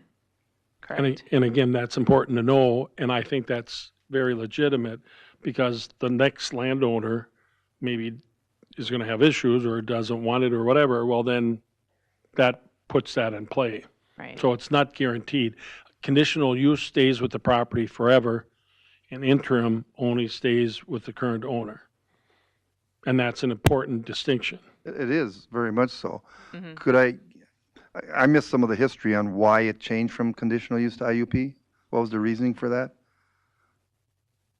Mr. Chair, the logic behind conditional versus interim was for that exact reason and change of ownership, because it does run with the property, and the intention of these types of permits, whether it be mining or solar, was that they have a lifespan. And when they have a lifespan, we should be looking at it as an interim project versus a conditional where it would run with that property. So that, and that change of ownership is when we look to review any issues. Does that require another public hearing when it changes ownership? Or you just review it and, Ownership, not project, so they can sell the project, that doesn't change anything. But that if Mr. Gherkin sells the whole site, then that would require a review and a process. I think it would be a new public hearing. Yeah, yep, we've done that as a new IUP would be issued required. So it'd be new public hearing and everything. I'm just thinking of the next owner, if he sells it, say, 10 years down the road, and for whatever reason, it's required to come back to this board and ask for a new IUP to extend it, and you don't. That would be a challenge, but it's within the rules, and that's how statute reads, is that interim isn't a guarantee. There are other factors related to interim use permits, related to zoning and other things. If there are changes in permitting and zoning requirements, that could then be added to permits. So interim is definitely much more flexible versus conditional. And I'm just thinking, if a person would buy the property thinking he'll get, the yearly check or whatever from the solar company, and then he doesn't get the permit renewed, it could be an issue. But it's not an issue for the county, it's an issue for the new owner. He should do his homework before he buys the property, I suppose. Correct. Assuming that would be sold, right, yep. Yes. Okay. And Mr. Chairman, the importance of that is, again, who you're dealing with. If you give an interim use permit to person A, they do a good job, there's no issues, whatever, no problem. Well, suddenly, if it's not interim, the next owner does something completely different, it doesn't do good. Well, sure, you can pull a condition, but I don't know if we can pull the conditional use permit. But at least the interim, then, you don't just automatically say, well, property owner A was good. You may know property B is going to be some problems, and then you're going to have some restraints over that. Yeah, it could go both ways. Yeah. By that time, you'll have your driver's license, by the time this all happens. That's part of that. I appreciate the township always weighing in on, as the next one as well. When townships do weigh in, that's what we kind of want. And then, of course, somebody knows the Gherkin driveway thing. Are you going to address that, or Neil, or you, or you maybe want to come up, just come to the podium, yeah, Neil. and just state your name and address, and just so that, again, it's not our issue, and yet, if they're going to address it, I think it would be good to have it on record. I think that'll be addressed at a further date. Try to figure it out ourselves, I think. I think the chair is going to want you to say your name and address for the record. If you could. Neil Gherkin, 15802 200 Street, Cold Spring, Minnesota, 56320. Far be it from me to tell the chair or suggest what to do, but I didn't want to interrupt him. So I think that, I guess, I don't know how to say this, but thinking that you might, just say that you're going to try to work it out, I guess, for the record. Is that your intention? Yes. Okay. So I guess that's, obviously, we can't require that. We can't oversee that. However, our job is, or at least your job as planning commission, is to prevent obvious land use issues. So obviously, this is an issue. So the intent is to resolve that, even though we don't have oversight of it, which is being a good neighbor, and I would assume relation. Yes. Could we require as a condition that they submit a driveway agreement? Would that be appropriate? Driveway agreement? No. As one of the conditions, could we just require they have a driveway agreement? We don't care what it says, just that they have one? Well, there's an existing easement out there, so there's legal easement for access to it. Now, typically when we've done agreements like that, it's been like with the township and road agreements and then road maintenance and whatnot. I don't think we've ever done one when it's just been between individual landowners. And the way I understand it, Mr. Chairman, it's not the easement, it's the maintenance, if they beat up the driveway. Right. And that would be It's- part of the agreement on what they, Right. is what I'm That's- thinking. Really, that's a negotiated civil matter. We don't typically get involved in those, between those parties. Yeah, if I may, just as far as the legal description of that easement, it's a broad, non-exclusive, appurtenant easement that, as far as the county, or really anyone's jurisdiction, would not require any compensation under like a strict interpretation of the legal definition of that easement. In the effort of being good neighbors, that we may work something out privately, but I don't think it would be within the scope of the ordinance to have that on there as a condition. No, I wouldn't, I don't care what's in the agreement. I just think it's beneficial to all parties involved to have one. I mean, if, whatever it says, I mean, if you want to tear up the roads and everybody's okay with it, I don't care. It is also part of our lease agreement with Mr. Gherkin, and so the easement, as it runs with the property, would be included in the language that's covered in our lease that says any damage that we were to do, we would replace in kind. So it is already in our private lease agreement that we would restore it to at least its current condition, if anything were to happen to it. So Then there is essentially already an agreement. Mr. Chairman, with Neil Gherkin? Yes. What about Josh Gherkin? Well, the easement runs. Oh, he's here? Oh, he's here. The easement is to be used with others. So This is kind of like family court. So do you want to say something? And not there, but from up here. Because you wrote the email, so I just want to make sure your butt's covered. And could you state your name and address for the record? Josh Gherkin, 20618 163rd Avenue, Cold Spring. My only, with this driveway, it's always been kind of an issue. I shouldn't say issue, but we've went back and forth on it over the years and stuff like that, so it would be, I think, in both of our benefits if we could come up with an agreement for this project. And are you, Mr. Chairman, are you willing to do that? Yes. So you've got Josh is willing and Neil's willing, so really maybe it's their deal then. You guys think you can work out something on your own? We don't have to worry about it? Because we don't really want to worry about the driveway. Okay. After this, if you want me to, I'll go with you in the bathroom and we can figure it. I'll bring a sheet of paper and. Okay.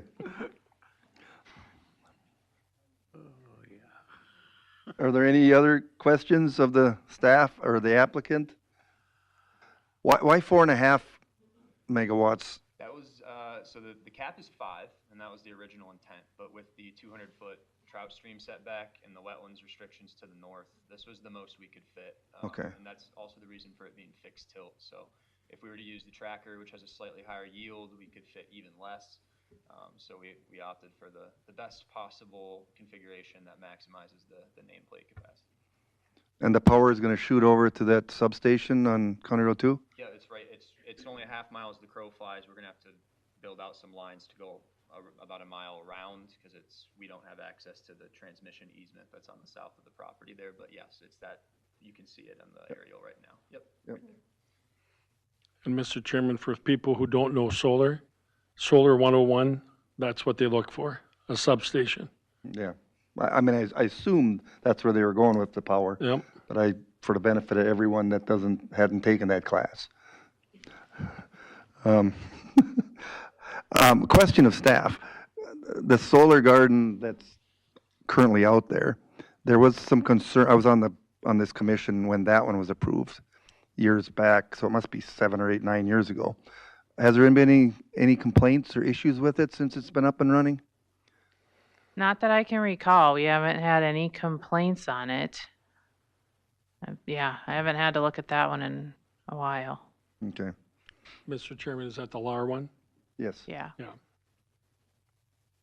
I know there was some opposition to it when that Yeah, one. that was one of the first ones. That was very early on.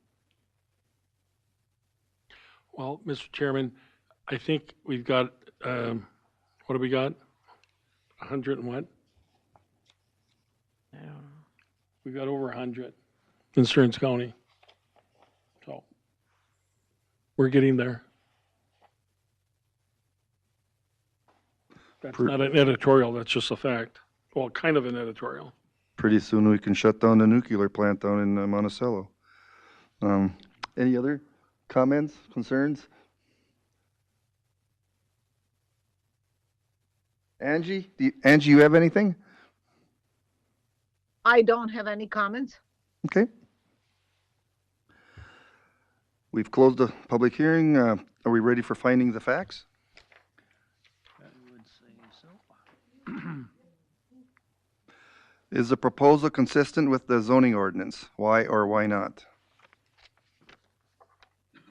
Mr. Chair, it is consistent with the zoning ordinance 439, sections 4.18, 6.54, and 9.3.6. Thanks, Rich. Does the proposal conform to the comprehensive plan of the county? List applicable sections.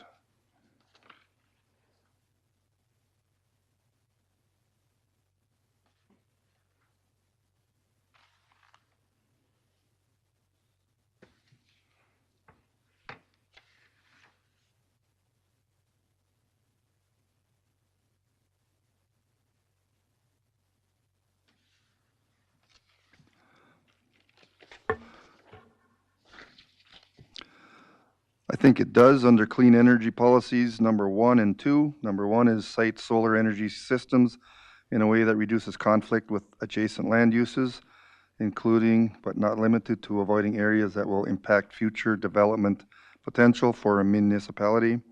Number 2 is continue to require beneficial habitat ground cover on solar sites.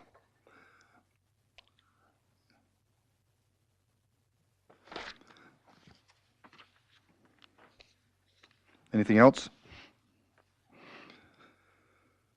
Number 3, is the proposal compatible with the existing neighborhood? Why or why not?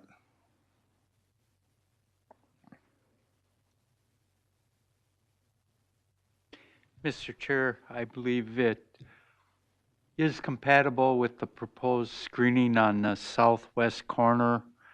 The topography does kind of hide the rest of it, and it is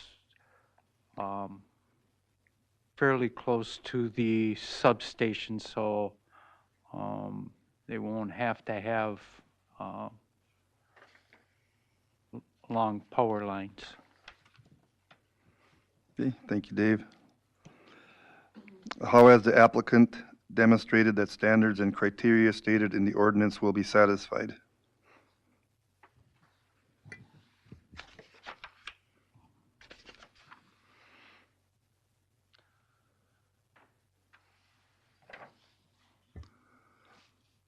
Looks like they have 8 conditions that they need to follow. Are there any other issues pertinent to this matter? Mr. Chair, the township's input on what their concerns were. Okay. And Mr. Chairman, it's up to you guys, but I would state that the intent's been stated that they're going to develop it and sell it. I mean, just again, a matter of fact, not a judgment, but a factual statement. But that's up to you guys. Well, we could put that in that, I mean, I think that's pretty much a given with most of the developers, isn't it, Commissioner Bertram? No, a lot of them developed and owned them. Oh, they do, okay. Well, I shouldn't say a lot. I don't know what the ratio is, but there's a mixture. Okay. But as long as, when you do these, my recommendation would be, when you know it's going to be sold right up front, I'd state that. That's my recommendation. Because again, it's not a deterrent, it's just a fact. Yeah, no, we'll add that under other.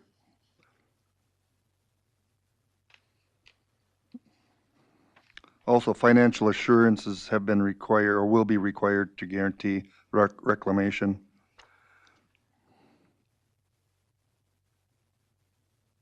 And I think under other, I'd like to add that they will be reclaiming an existing gravel pit, which is a good thing in my mind.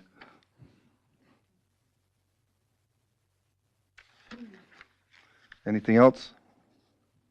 I'm not sure I'm clear with the commissioners. What were you asking? Other To be notified? issues. Or to let the public know that the plan is to sell the property? To sell the development, to sell the solar. Just, again, as a state, other issues, it was stated that it's going to be developed and sold. And again, it's just a statement, it's not a judgment, but at least up front. I mean, not that 5 years from now, somebody says, well, I didn't know they were going to sell it. That, and again, I don't know what it does other than identifies it up front. So just to be clear, I mean, your company develops these, basically gets the permits in place. We get them shovel ready. We design everything. We have all the due diligence, the ministerial and non-ministerial permits, and then we sell that ready-made package. We have a history of developing and building our own projects as well, and then we spun off to be a purely developer for the most part. Okay. And that's the difference that Commissioner Bertram wants everyone to know. And again, it's not, Mr. Chairman, it's not necessarily a bad thing. However, if you and I cut a deal, and now suddenly it's not you and I, it's somebody else, again, just so everybody knows, including the Gherkins.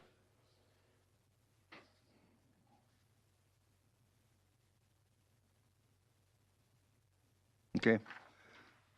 I'm looking for a motion, if there's nothing else.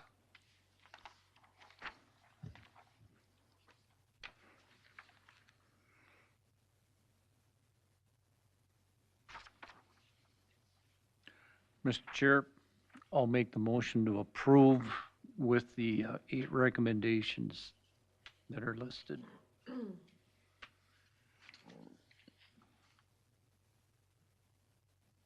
Rich made the motion to approve with the 8 conditions.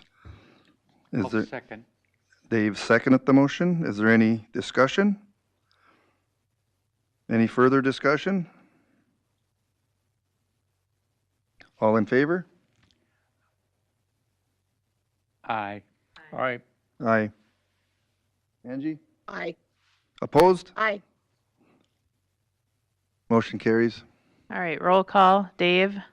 Aye. Richard? Aye. Cindy? Aye. Leroy? Aye. Angie?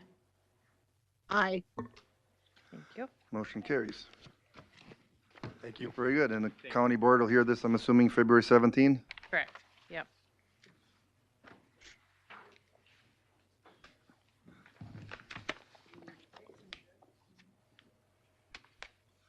I'm fine. And last but not least is A gravel pit. to consider an interim use permit requested by Saponiak Properties LLC, Holdingford, Minnesota, in accordance with section 4.18, 7.17, and 9.3.6F of Stearns County Land Use and Zoning Ordinance 439.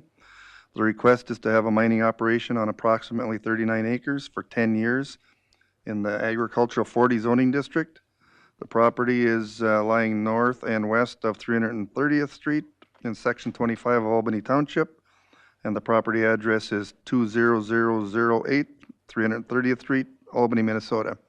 Would the applicants care to come forward while Heidi gives the staff report? Okay, so this is a request for mining operation for 10 years on 39 acres. This is coming back to us because it was an ownership change of the property. Sponiak's bought the property from Viking Company, so that's why we're back here for this one. Yep. And then they're also seeking to expand the previous permit. It was for like 10 acres, and now they're looking to expand it. They're proposing to mine in 3 phases, which you can see on the map there, what's current, and then phase 1, 2, and 3. There's been several mining IUPs issued in the last 25 years on this property.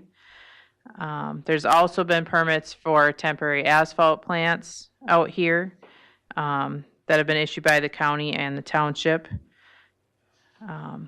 The sheriff's office did get a couple calls regarding the months that they're allowed to operate. They were operating, I believe, outside of the months they were approved to operate last year. So we did get a couple calls on that. But that's all that we have documented for complaints out here. Property zoned A40. Related to wetlands, phase 1 will not impact any wetlands. Before phase 2 or 3 can occur, on-site wetland determination will need to be done by environmental services staff, and depending on how that goes, possibly a wetland delineation before they can start operating in phases 2 and 3. There's a berm that's along some of the wetland areas and along the road. So that should remain, and then we're requesting that the berm be extended to also be in front of phase 2. It currently goes into phase 1 along the road, and then also over to cover phase 2. There's existing screening, so we're not proposing any additional plantings or anything for screening. Access goes directly onto 330th Street, and then they will head east to County Road 156. They are requesting operating 24 hours a day, 7 days a week, 12 months out of the year. Their current permit allows 6 a.m. to 7:30 p.m. Monday through Saturday, April to November. No operation on Sundays or holidays. Holidays include Easter, Memorial Day, 4th of July, Labor Day, and Thanksgiving. All other requirements, performance standards are being met. There are approximately 14 homes, 2 animal feedlots with more than 10 animal units, and 1 feedlot with less than 10 animal units within a half mile of the property. There are also 2 mining operations, 1 pre-ordinance mining operation and 1 permitted by IUP, and 1 permanent ready mix plant within a half mile of the property. End use plan is for the site to be regraded and reseeded for hay. Properties within the agricultural and rural area in the comprehensive plan. Proposed conditions, the interim use permit shall expire December 31st, 2036. Identify hours of operation. The applicant shall submit and maintain a financial guarantee in the amount of $253,500 to ensure reclamation will be completed in accordance with the proposed plan and the ordinance. A written agreement with Albany Township, which may include submission of a financial guarantee, shall be submitted in regards to maintenance of 330th Street by May 1st, 2026. If an agreement is not received by May 1st, 2026, no operation at the site, including hauling of equipment or material, can occur. Truck hauling signs are required during times of hauling. All access roads to public highways, roads, or streets or to adjoining property shall be paved or otherwise maintained to control dust. Entrance to mining operations shall be gated and locked before and after approved hours of operation. Identification sign at the entrance showing name of property owner and telephone numbers of property owner, site operator, and hauling contractor shall be required. Berms to protect the wetland area shall be vegetated. A wetland determination shall be completed prior to excavating and operating in phase 2 and phase 3. A wetland delineation may be required. The berm along 330th Street shall be extended into phase 2 at the time mining commences in phase 2. This interim use permit does not authorize concrete ready mix or asphalt mixing facilities on the property. And that's all I have for the report. Would you guys like to state your names and addresses for the record, please? Good evening, Commissioners. My name is Craig Kepler. I'm with, can you hear me? Can you hit that button? Oh, there you go. Yeah, my name is Craig Kepler. I'm with the law firm of Best and Flanagan. I'm here as counsel for the applicant. Address is 60 South 6th Street, 27th floor, Minneapolis, 55402. I'm John Saponiak on behalf of Saponiak Properties and William D. Saponiak Incorporated. Residence 1101 19th Avenue South, Sartell, 56377. Okay, thank you. Do you have anything you'd like to add to the staff report? Just a few notes. We did meet with Albany Township last week to talk about specifically the hours of operation. And I think there's a little bit of flavor I can add to that specific question. The site isn't going to be used on a full-time continuous basis. It gets used on an interim basis in response to projects. So it's even if use were permitted 24 hours a day, 365 days a year, it wouldn't be used that. It's used from time to time, but when it's used intensively. And the hours, there's a calculus to the hours. If you've got 48 hours of crushing to do for a project, and if they're restricted to 10 hours a day, then they're going to be there crushing for 5 days. If they're allowed to operate 24 hours a day, they can finish that 48 hours in 2 days. And there's efficiencies as well, keeping the equipment running and the diesels warm and all that sort of thing. So the point being that if they got 48 hours of crushing to do, they're going to be doing 48 hours of crushing. The question is whether they do it in small increments over time or concentrate it. So I mention that because the one issue we hear comment on is the impact on the neighbors of the sounds from crushing. Saponiak did install some berms, not just berms along the road, but actually some banks on the site and put their crushing equipment behind it and received some compliments from the neighbors last year that did reduce the sound, noticeably, and I think they're willing to do that. But after discussing this with the township, at least at the township level, we got support for the idea that the hours for the crushing operation as opposed to the hauling, we got different hours for the hauling. Hours for the crushing could be 6 a.m. to 10 p.m., 14 hours a day, March through December. The reason for March through December, again, these kinds of operations are responsive to need. The weather patterns vary a lot during the course of the year. Some years you might have a warm spring, so you can start early. Some years you might have a warm fall, so you can work late. It's rare that you have both. So again, they won't be working, it's not super likely they'll be working March through December in any year. But they might work March in some years, and they might work December in some years, depending on how the seasonal weather patterns vary, and depending on local, these are primarily for local infrastructure projects. 6 a.m. to 10 p.m. crushing, with the additional concept, though, of 14, what the township, with the phrase they used was flex days, where they could choose up to 14 days during the course of that operating window where they could go to 24 hours, again, excluding holidays and such. The hauling hours are still 6 to 7:30, and all the hauling restrictions would apply. But at the township level, we had these extended hours, and that allows them, when they have a project, to get in there, get their crushing done on a concentrated basis, and be done and get out. Yep, fair enough. Okay. Anything else you'd like to add, either one of you? Well, I would say this. As I said, I think Saponiak has made efforts to try to do additional things that weren't even required by their existing permit to reduce the noise, which takes, taking stockpiled sand and other material and creating sort of a higher area so they can move their crushing behind it, which minimizes the noise. The complaints last year, they made a mistake on the start date, and so I think you started a week early, was it? Yeah, we had a unseasonably warm spring and had a project on the books and wanted to get a jump on it, and we corrected that error by ceasing operations until the allotted timeline. So there was an early start, but it was just a mistake, a calendar mistake, and they stopped, and then waited. It was just a week, and then started again. Okay. At this time, I think we'll open the public hearing. If there's anyone from the public who wishes to speak.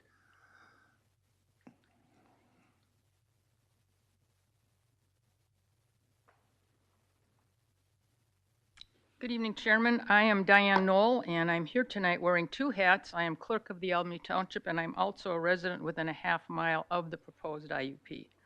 So I'm going to start tonight with the township. I did send a letter to the Stern County Environmental Services stating what our requested hours were. We did meet with Saponiak and came up, we thought, with a good idea.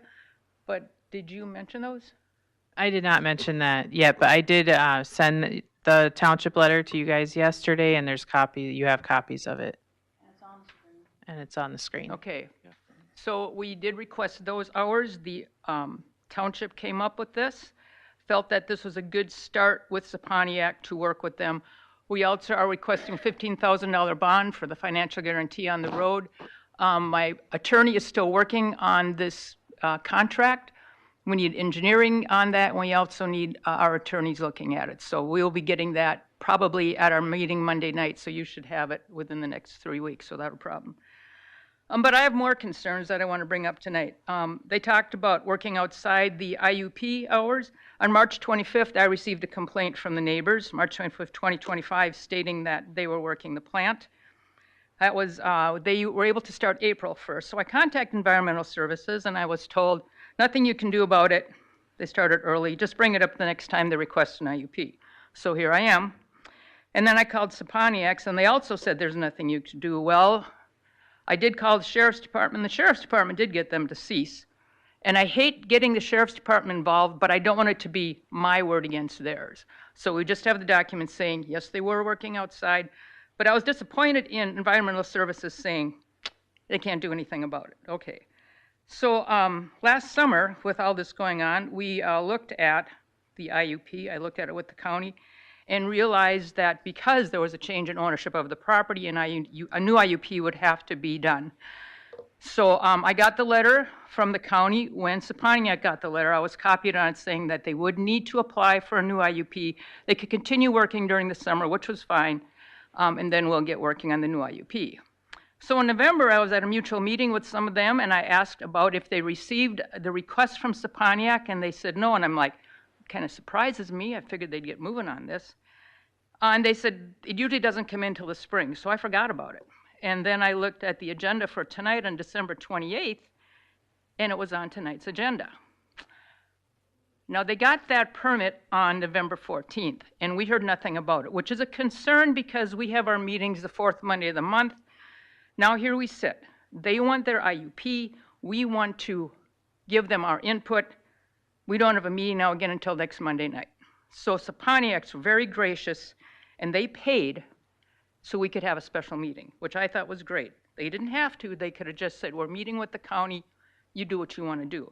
But they were very gracious and gave us the money so we could meet with them, and we met with them last week, which was great. And I'm happy we did that. I think we're going to be able to work together on certain things. So hopefully it can be better, but I really wish the county would have told us so we could have met last month at our regular meeting and not had to call the special meeting and put Saponiak's and the township in a bad situation.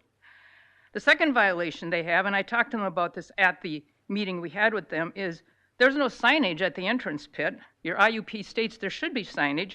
I did bring it to the attention of Environmental Services, and nothing is being said. I'm confused. If it's in your IUP that you need to have the signage at the front, then why isn't it being brought up? Why isn't anything being said? They have agreed they're going to get the signage up next spring when they get moving again, and I believe they will. But again, where's the county's input on this? I know the county does not have the manpower to check on everything. They don't have enough time for that. So they've asked many times, if you're in the township and you see violations, let us know. Well, I do let you know and nothing happens. So I'm a little frustrated with the county right now. I'm hoping we can work together on this. I'm hoping Saponiak's can work together on the township with this. And I know they've got more IUPs coming up with asphalt plants, so we hope to have a good working relationship with them.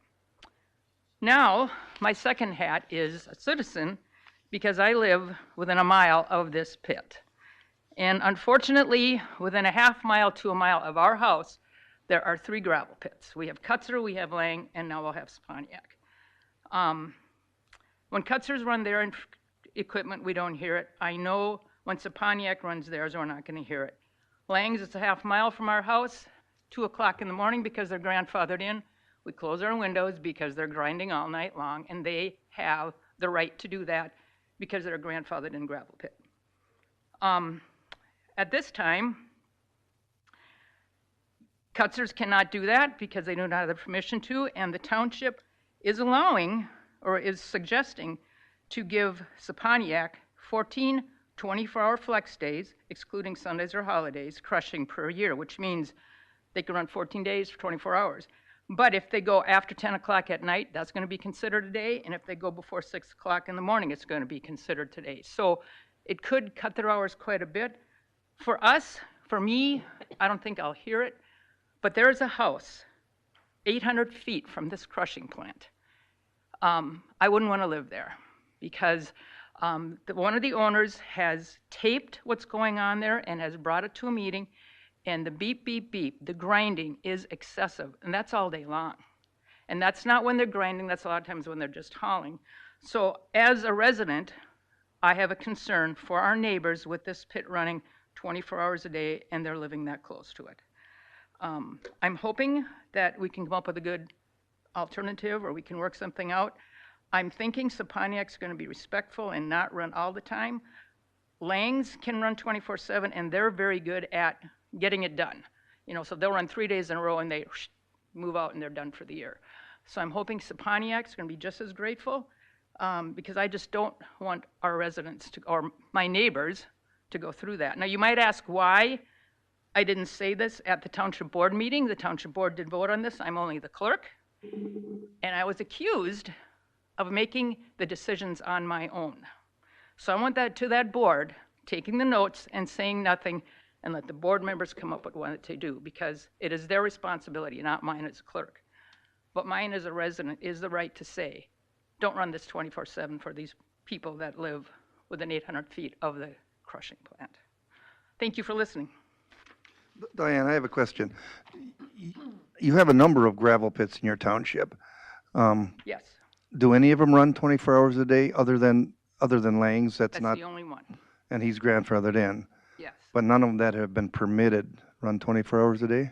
Cutzer's hours are the same as what Saponiak's had last time on their IUP, which was April through November, Monday through Saturday, no operations on Sundays or holidays. Hauling hours are 6 a.m. to 7:30 p.m., and crushing hours are 6 to 8, 6 a.m. to 8 p.m. Those are the hours that Saponiak had on their initial IUP and that Cutzer has on theirs right now. Okay, thank you. But I have a few other things. In the permit that they entered in, the staging of operation says 10 years, but the proposed mining operation on page 15 states 18 years. So I'm assuming they're going to request an upgrade in 10 years to get that. And then also, it says in there, page 14, dust and noise control is number 6, and an annual public hearing will be held. I'm curious as to what this annual public hearing will consist of. And then on page 16, the hauling route statement says 330th Street, Avon. This street is definitely in Albany Township. I looked up the address because we do have Avon addresses in Albany Township. This is definitely in Albany Township. Road, mailbox, everything is in Albany.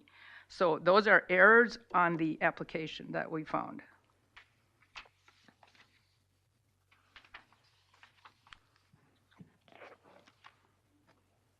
Okay, thank you. Mr. Chair, addressing the number of years, the ordinance only allows a maximum of 10 years for a mining operation. That was a change made several years ago in our ordinance. So yeah, their phasing timeline puts them out 18 years, and we talked about that. That, yeah, if they're not done in 10 years, then they'll have to reapply for the interim use permit to continue mining in 10 years. Okay. And Mr. Chairman, just to reiterate what I had said earlier about one of the comments had to do with the backup beeping of equipment that's associated with hauling gravel. The hauling hours are significantly more restricted, 6 a.m. to 7:30 p.m.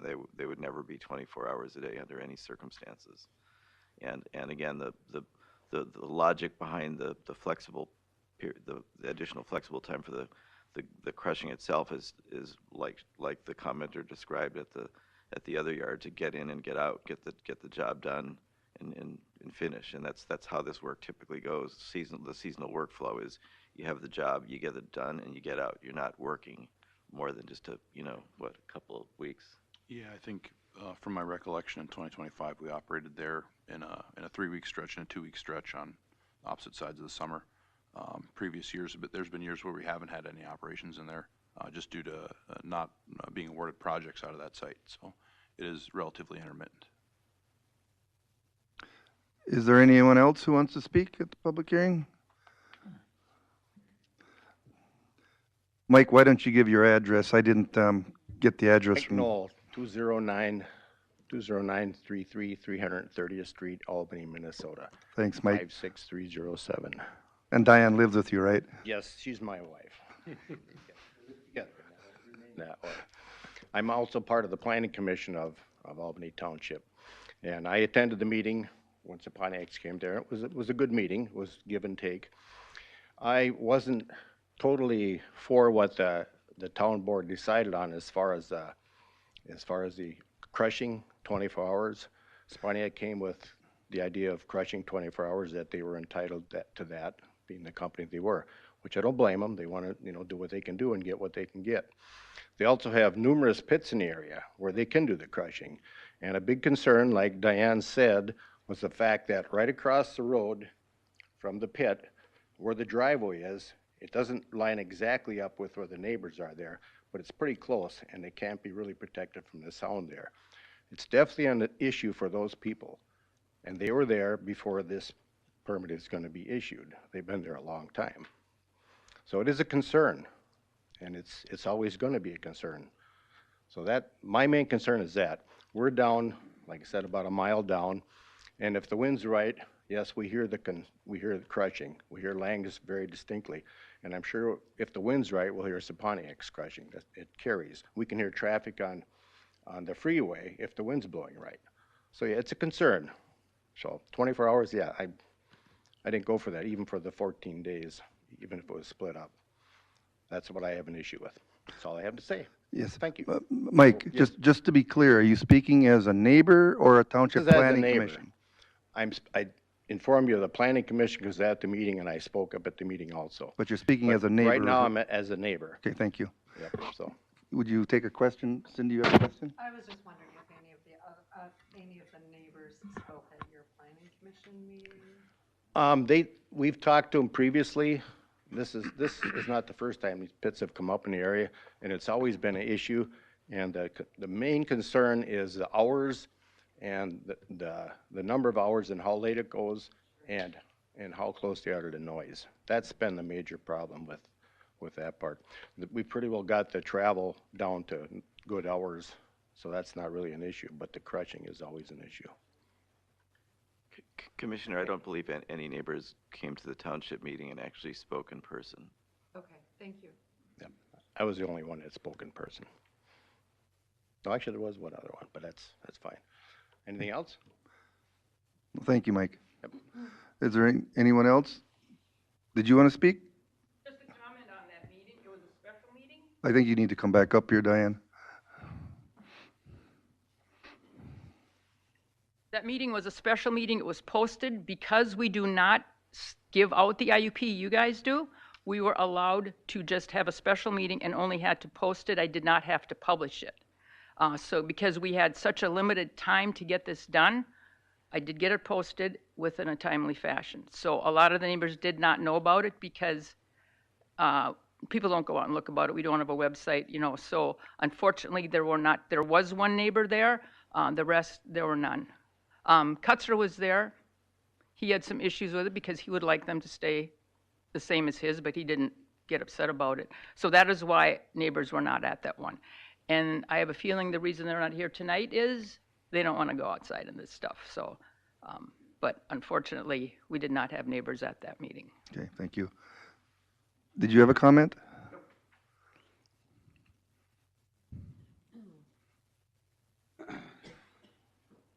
Ron Bartles, 19642 County Road 156, Albany. Lived out there since 2002. It's the same thing over and over again in this same area. Too many gravel pits, too many people live in an area of residents. I recognize most of you guys from all the other meetings that we've gone through, and they've always been hot, heated, contested. I think maybe Saponiac's learning a little bit for a little PR. Thank you for the box of chocolates at Christmas. You're welcome. It doesn't help that much. I've lived this since 2002. You guys operated an evidence pit, crushing 24/7. Terrible, terrible. I literally went over there like a crazed crackhead, bloodshot eyes, black bags, couldn't sleep, telling them to shut the machine off. When they operate in the old Viking pit, whatever your name of the pit is now, I live 2/10 of a mile away.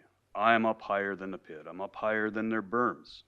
Their berms do nothing for me and everybody to the east. The sound gets deflected up and travels right to mine. I am absolutely tired of it. Everything that ever gets permitted out there is always for the benefit of somebody else. Never the residents. There's nothing in it for us. Nothing financially, nothing emotionally, nothing. We live there. These homes that we bought, that we fixed up, that we're proud of, are supposed to be part of a little bit of retirement. And with the long-term plans that Saponiac has out there, my house is going to be worth absolutely nothing. There's 4 gravel pits right there, and Bill Koenig's place is going to be one massive gravel pit. Who's going to want to buy my property when you're looking out to the south and see nothing but piles of gravel? Nobody. Not a soul. So I'm going to take my $600,000 property that I could dump it and turn it over to somebody else right now, and it's somebody else's problem. Or I live out there and die out there and maybe sell it for $100,000. I want to know where my benefit is to have all these gravel pits, all these trucks, all these concrete trucks, all summer long, thinking they're going to operate 24/7. Little humor, none of the other neighbors are here because I've talked to them, and they're sitting on their patios right now having a cocktail because it's quiet.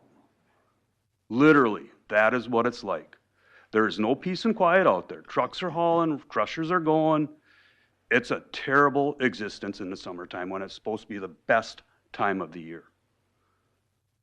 If you can tell me where I gain anything from this, where's the value I gain, where's the emotional I gain, where I come home from work after a long day on construction sites, where I've got the same backup beepers going, the same engines running, the same excavators digging, I want to come home in the evening and listen to the same thing.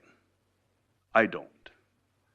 Everybody out there is tired of it. Everybody comes here, voices their opinion of what they see, what they feel, and nobody seems to matter except for the business, where they monetarily gain and we monetarily lose. We emotionally lose, they succeed. Everybody's done, absolutely done with it. 24/7, absolutely not. If I was sitting up there right now listening to this, and if you would go back through the history of this area, you would know what this is. And most of you have been sitting in there when there's been 20 people in here just barking about the Viking pit and all the chaos that goes on. And then we think our voices have been heard. And it's like, nah, approve it. So I'm here trying to still voice my opinion, my views, and what my desires are to live a nice, peaceful, quiet existence out there. What more can we do? Pretty much nothing but come here and say, that's what we got. And then we look at your faces and say, we don't want 24/7, we don't want holidays or observe holidays, because every time these come up, I learn a little more and a little more, just like you with your electric solar arrays. There's always a learning curve. So a few years back, 4th of July is observed on whatever they, or think it's for, and they're in the pit working. Call the sheriff, oh no, that's just not observed holidays, the actual holiday. Like, oh, okay, cool, so now I get the day off, but I got same noise and chaos. So what you really ought to do is study the area. Check the traffic flow out there. How many trucks per day drive on 156, either east or west? I'm east, so I see them. And I'm willing to bet on any given week, you're going to average 150 to 200 trucks a day between the dump trucks and the Albany ready mix plant. That's a lot of trucks. And they don't, with some speed, some drive pretty fast, but they go way faster in that stretch of road than what they should. Okay, they should be slowing down. They should be doing about 40 miles an hour when they're coming to that turn, and they are not. Last year, it took a near incident to get them to slow down on 330th, trying to drive a person off the road because they're going too fast and weren't making the corner very well. It also took a huge argument to stop the Jake braking right at the end of my driveway. Now, can you imagine sitting on your patio? Brrr, every freaking 10 minutes. It's gross. It's absolutely gross. I would recommend not approve it until there's further study. And at some point in time, if we want to sit and approve it, hours of operation, no Saturdays. None. No 24/7. Nothing past 6:30. No start before 6:30. That's where everybody in the neighborhood is at. Last year, there was an asphalt plant in there. I remember that. I got 30 residents out there at the planning commission meeting. Every one of them dead set against this asphalt plant. They approved it, kicked it up. Yep, let's see what we can do. We had a whole bunch more people at the approval meeting. Now, at the time of the guys waffling back and forth like, holy shit, the people are pissed. We shouldn't approve this. I made the mistake of thinking, let's negotiate in good faith. Maybe for down the road, we can get a little something of easing of the garbage that happens out there. So we said, all right, we'll give you a one-time shot at an asphalt plant. Assured that the operations will go great. There will be no pollution. How many times were they shut down? Twice? Was it 3 times, 2 or 3 times? Because you couldn't see 200 feet. We don't operate the asphalt. I know, that was CSI, I know. But you're also looking for asphalt as well down the road. Direct your comments to the chair. Yeah. So that's where we're at. We've had so many conversations between myself and all the other residents in the area. We're tired of this every few years or every 2 years or whatever it all turns out to be. I work hard. I don't want to be here tonight. I'd rather be sitting in my lazy chair having a cocktail. But this is important to me and everybody else that lives out there to have a summer, the short period of time that we can actually enjoy it on a deck or a patio and have a cocktail and a little fire and not be interrupted by noise or not being able to sleep at 3 in the morning because Rock Crushers is going. It is not a good life. That's about all I need to say. Appreciate your guys' time. Thank you. Is there anyone else who wishes to make a comment? Anyone else? I see there's somebody zoomed in. Anyone want to make a comment that's zooming in? Oh, okay. Okay. Can I get a motion to close the public hearing? I'll make that motion. I'll second that motion. Rich made the motion. Cindy seconded the motion to close the public hearing. All in favor, say aye. Aye.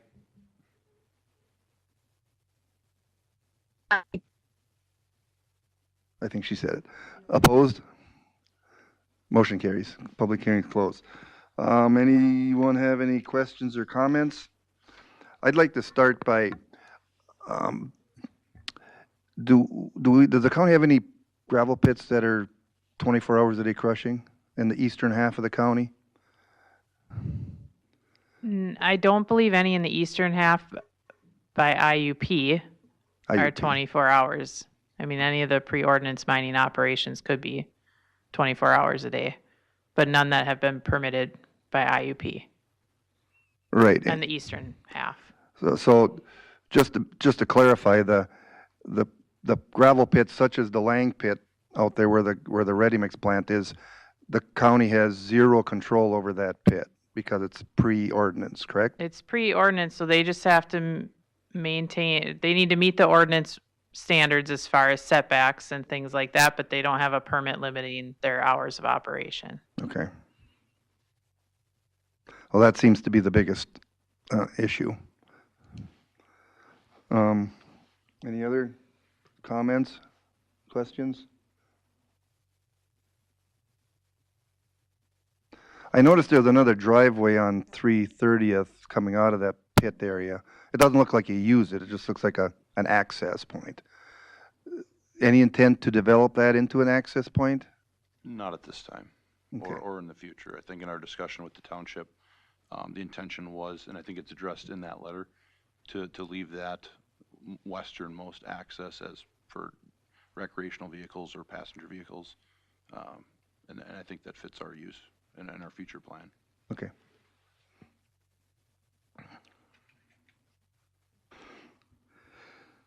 Well, we need to for sure talk about hours of operation. Thoughts?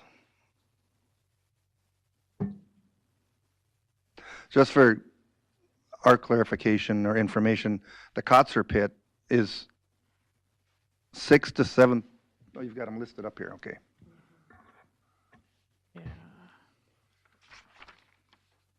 So most of them seem to have limits on hours of operation as I'm looking through them. It seems reasonable.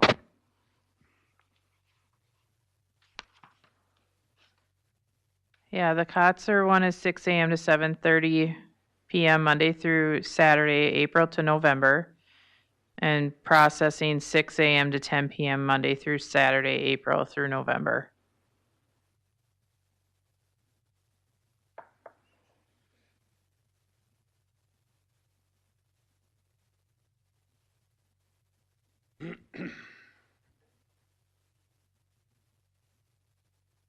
That's very substantially similar to what we had reached in agreement with the township, other than to give a little bit more time in the spring and fall so that there could be some flexibility depending on seasonal weather, and to add those additional flex times in case there's a job that needs to be done in a hurry.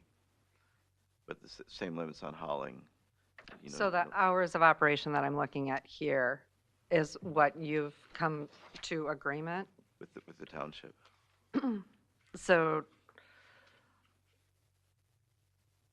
crushing 6 a.m. to 10 p.m., hauling 6 a.m. to 7:30 p.m.? Yes. Okay. Which you see up there, I think that's, I can't read it quite, but I thought that's what the Kotzer pit is.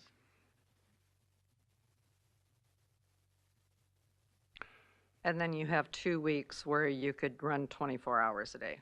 14 days, so it's not 2 consecutive weeks. Again, keeping in mind that the business is reactive to the existence of projects, and there's deadlines for the projects, and so you either do it, and there's a fixed volume of work that needs to be done. You either stretch it out and do it over more days with fewer hours, or fewer days with more hours.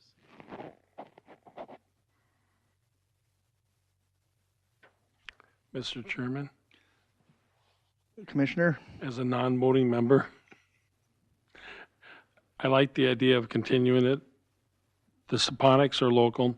Mr. Kepler, welcome to Stearns County, but if this was by your house in Minneapolis, I bet you'd be at a meeting in a suit and a tie.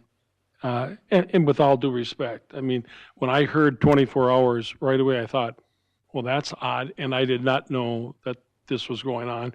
And I'm not a voting member, but we will get it to the county board level after you recommend it. But I think it wouldn't be bad for everybody just to take this in a little bit.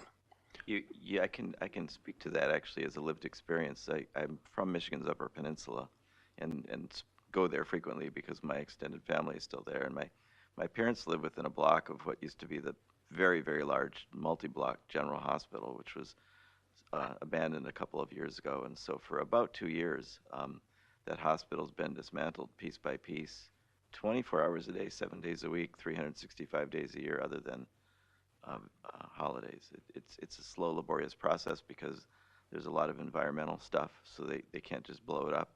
They have to take it apart and dispose of things. So I've actually spent considerable amounts of time in a 1950s Finlander-built home a block away from the beep, beep, beep. And maybe I'm just a heavy sleeper. I don't know.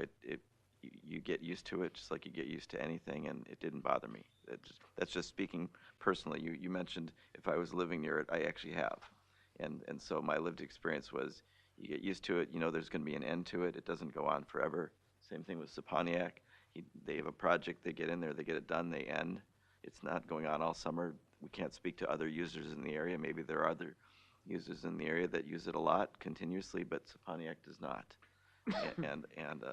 So, yeah, just to respond to the comment. But, Mr. Chairman, to my point, it would just give you guys some time, it would give the township some time, it would give them some time to rethink all this and maybe come back. But again, that's just an old farm boy mentality. A question for Albany Township. If we would table this for a month to get more information and also let us get back to full board, would you be open to discussing it at your upcoming meetings and letting neighbors know so you get a little better handle on how the township feels? I'm sure the township board would be in line with that, because when we were made aware of this, I called the chairman up and I said, should we have a special meeting? And he's like, let's just figure this out. And then after communicating for about 5 or 6 days, we decided we're going to have the special meeting, which was a rush job. So that's why most of the residents were not notified, because I just posted it. It wasn't published. We didn't let people know about it. So, but our next meeting will be next Monday. Oh. Well, I can't do it. So we'd have to, again, have a special meeting. When is the planning commission meeting? The second Tuesday, but we don't meet in the winter because our chairman is in Mexico. Okay. But if we, how long do you want to, I asked when this came out, I asked the county if we could extend it, please, to your February meeting. That would give us time. They said no. Saponic said no. So we tried. And I can say that they would discuss it, but we've had our meeting. We discussed it. This is what they came up with. And you talk about that second approach, it was specifically said they are not allowed to use that second approach for their trucks. If they do, that bond is going to change. So that will just be recreational vehicles or their personal vehicles. But no, they cannot use it for their truck hauling. Okay. Mr. Chairman, maybe Mr. Stepanek would pay for the meeting to be in Mexico so we could have it down there? And Persky's not going to show up at that one either. I'm kidding. But they could file extensions, or could they not? It's not a matter of extension on our part. We can certainly do that. When the request came in to move it to the next meeting, staff checked in with the applicants. The applicant said, we'd like to move forward, so we have to go along with that. So that's what we did. We moved it forward. Diane and I had conversation. We talked about special meetings and process. So you certainly have the ability to continue this to the next meeting or to another meeting. That's up to you guys to decide if that's what you'd like. Then we would have a full board at the next our next planning commission. The problem is the timing related to township meetings and our meetings, so they're not quite in sync. But Mr. Chairman, to act on it in 60 days, they could file an extension so that then they could wait until their next meeting. We have 60 days, and then we are allowed an additional 60 days, so we get 120 days from the date of application. And Heidi's looking now. Yeah, so we have, under the 120 days, we have until April 16th for the county board to make a final decision without them signing a waiver on the time frame. So that would get us through the March Planning Commission meeting. April 7th county board meeting would be the latest without their waiving it. And Mr. Chairman, when I was on the planning commission, this did work. Again, the Saponics are local. Diane's been involved with the township forever. Mr. Barthel's got a lot of issues. It gives everybody a little bit of time to take this all into, and the agreement, I'm not what my hope is, the agreement's not going to happen here with you guys. It's going to happen there. The Saponics have to start bidding for jobs, and they have to know what they can bid. And if there's no decision till April, they won't, they're still bidding for jobs. I understand. I would envision making a decision next month if we continue it. I mean, I wouldn't want to continue it beyond that. And Mr. Chairman, Mr. Kepler, as an attorney, the first thing we were taught in Planning Commission, you don't base your decisions on financial. Now, we want the Saponics to succeed. You're going to bid the job. You're going to use the pit. You know, no doubt about it. It's just a matter of, are you going to use it 24 hours straight through? I guess that's and again, I'm not a voting member yet, but I will be. And I think, I have faith that you're going to work this out. If you're smart enough to send Barthel's chocolate and pay for a special meeting, I've got faith in you. I know your dad and your grandpa, I know. I'm getting old. I know all the grandparents and the parents. But again, that's up to you guys. And, yeah, the public hearing is closed, so unless you have something relevant. The only thing I wanted to say is that I would have been at this special meeting had I known. Okay. And Mr. Chairman, my last comment. Many times, the real deal happens not at a meeting, a township meeting, or a planning commission meeting. It happens on the deck. Well, not in the deck now. It's 25 below windshield or whatever it is, but someplace else. And again, it won't, in my opinion, my hope is it's not going to happen here. It's going to happen there. Figure it out. Yeah, well, that's what I like to say too, figure it out. But, I mean, having said that, how many days a year do you typically crush at that pit? Just based on my recollection, and I did some back digging in our production records. As I said, this past year in 2025, we had like a 3-week increment where we produced materials for a project, and then in the fall, we came back and produced for another 2 weeks, roughly. As stated in previous years, there have been years where there's been no production. So really to draw an average, I'd say it's minimal, you know, in terms of sequential time. I mean, we're maybe in there at an extreme case 8 weeks out of a year if things are really busy, but we haven't seen that. Good example is the road. I forget what county road it is, I apologize, but that right outside the pit was the one that was paid for the project. So we needed to bid work within relative proximity of the pit, and if there's more suitable sites, we'll bid out of there. So it's just kind of hit or miss.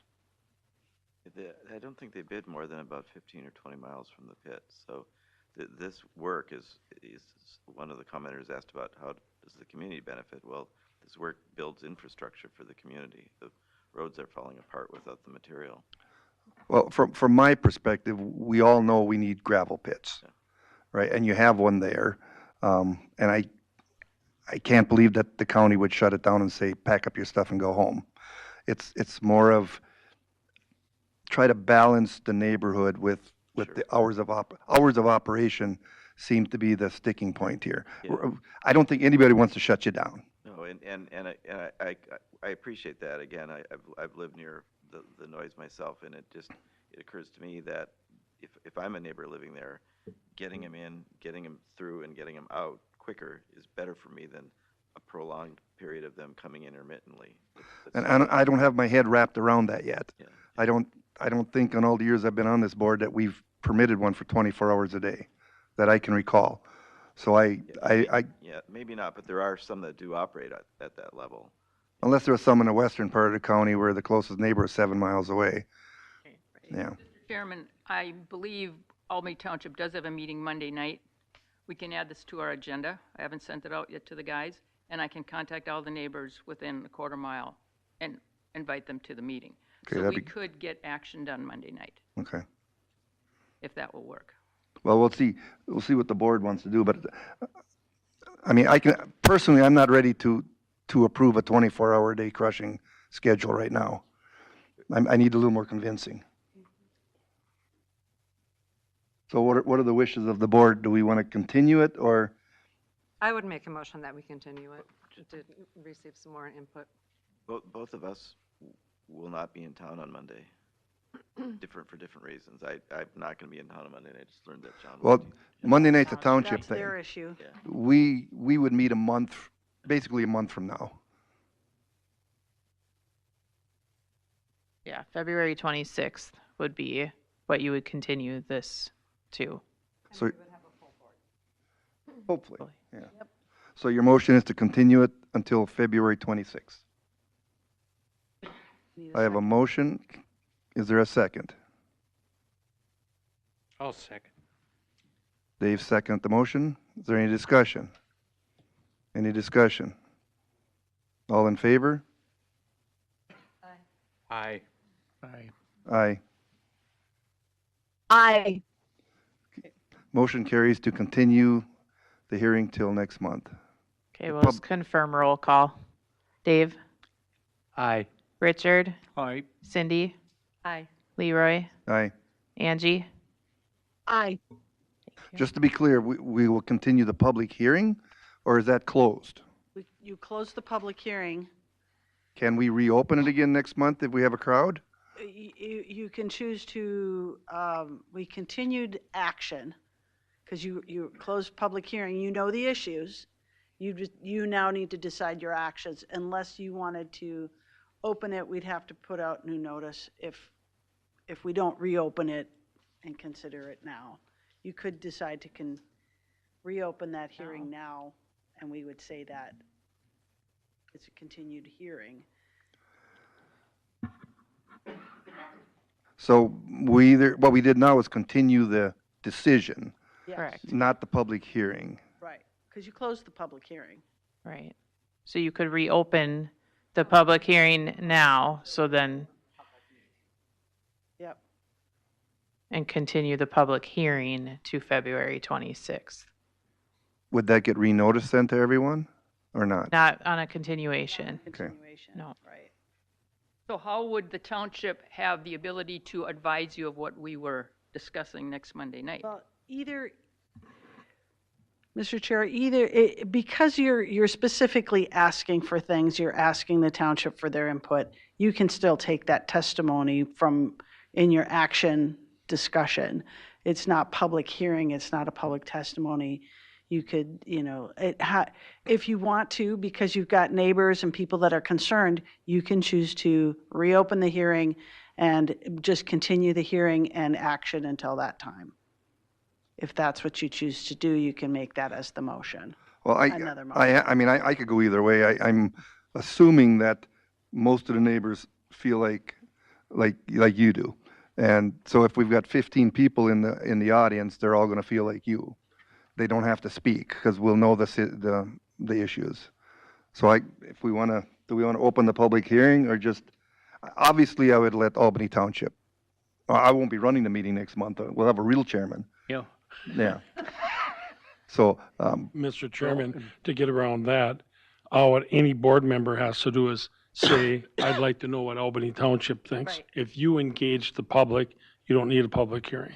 Right. yeah, so I think we're good with the motion. We have opened up the public hearing a month later. I think it was for Wakefield, when things Right, were to kind of allow- contentious there. To allow specific testimony, ask that question. We'd like to understand the results or the information Right. provided from that meeting.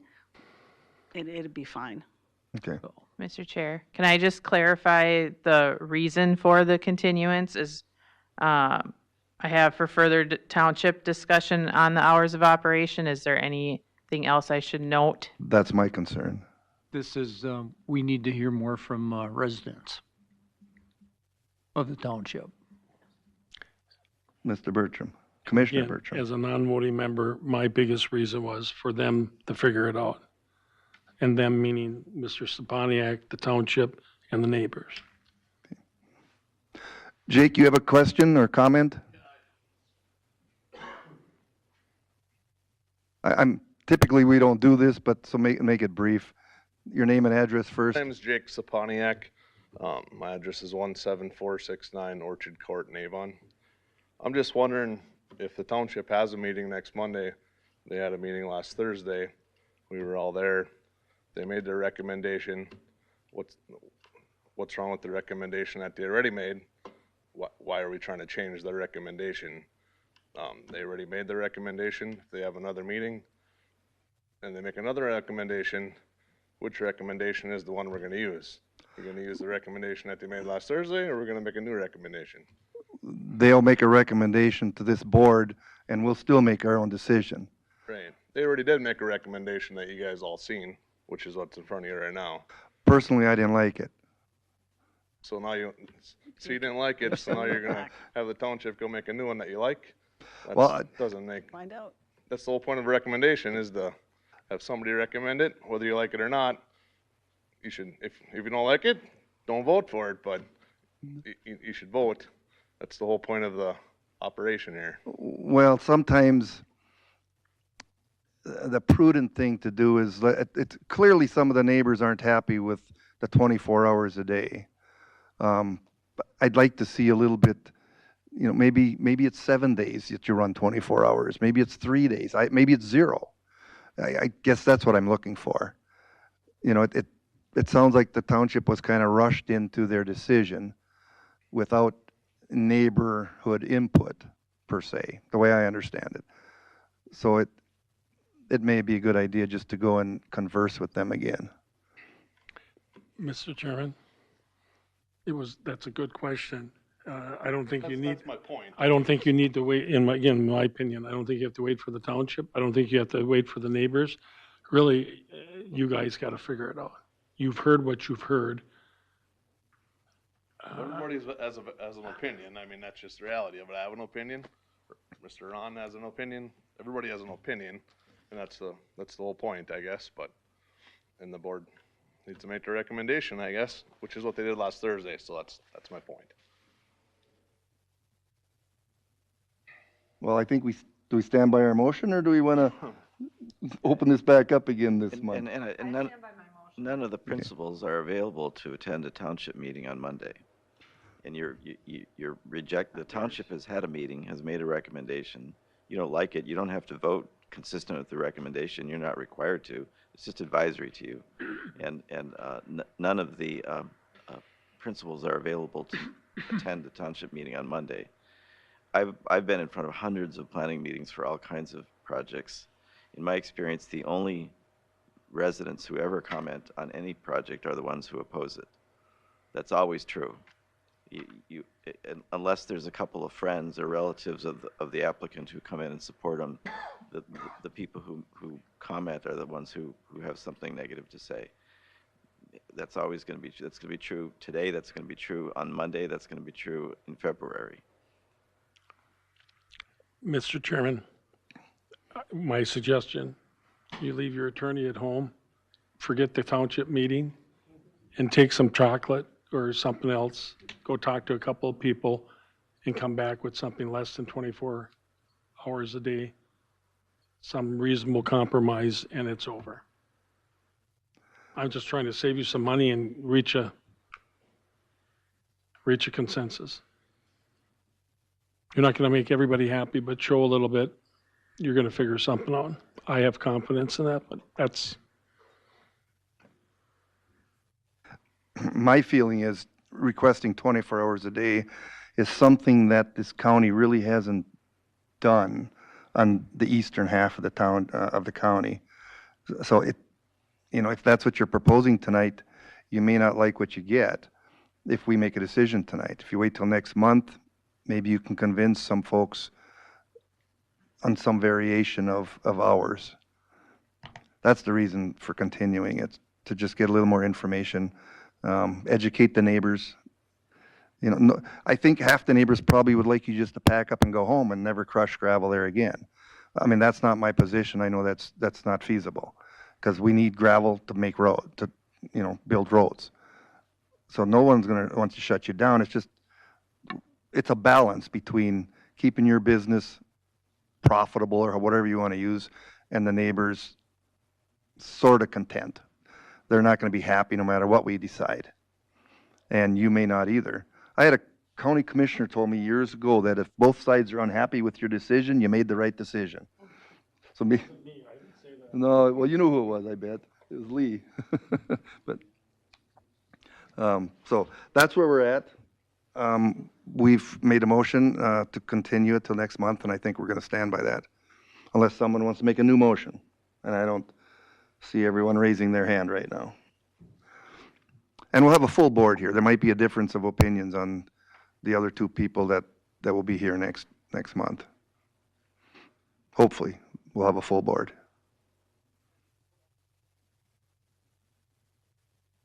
Okay. Okay. Sorry? Oh, all right, we're gonna move on to item number 8.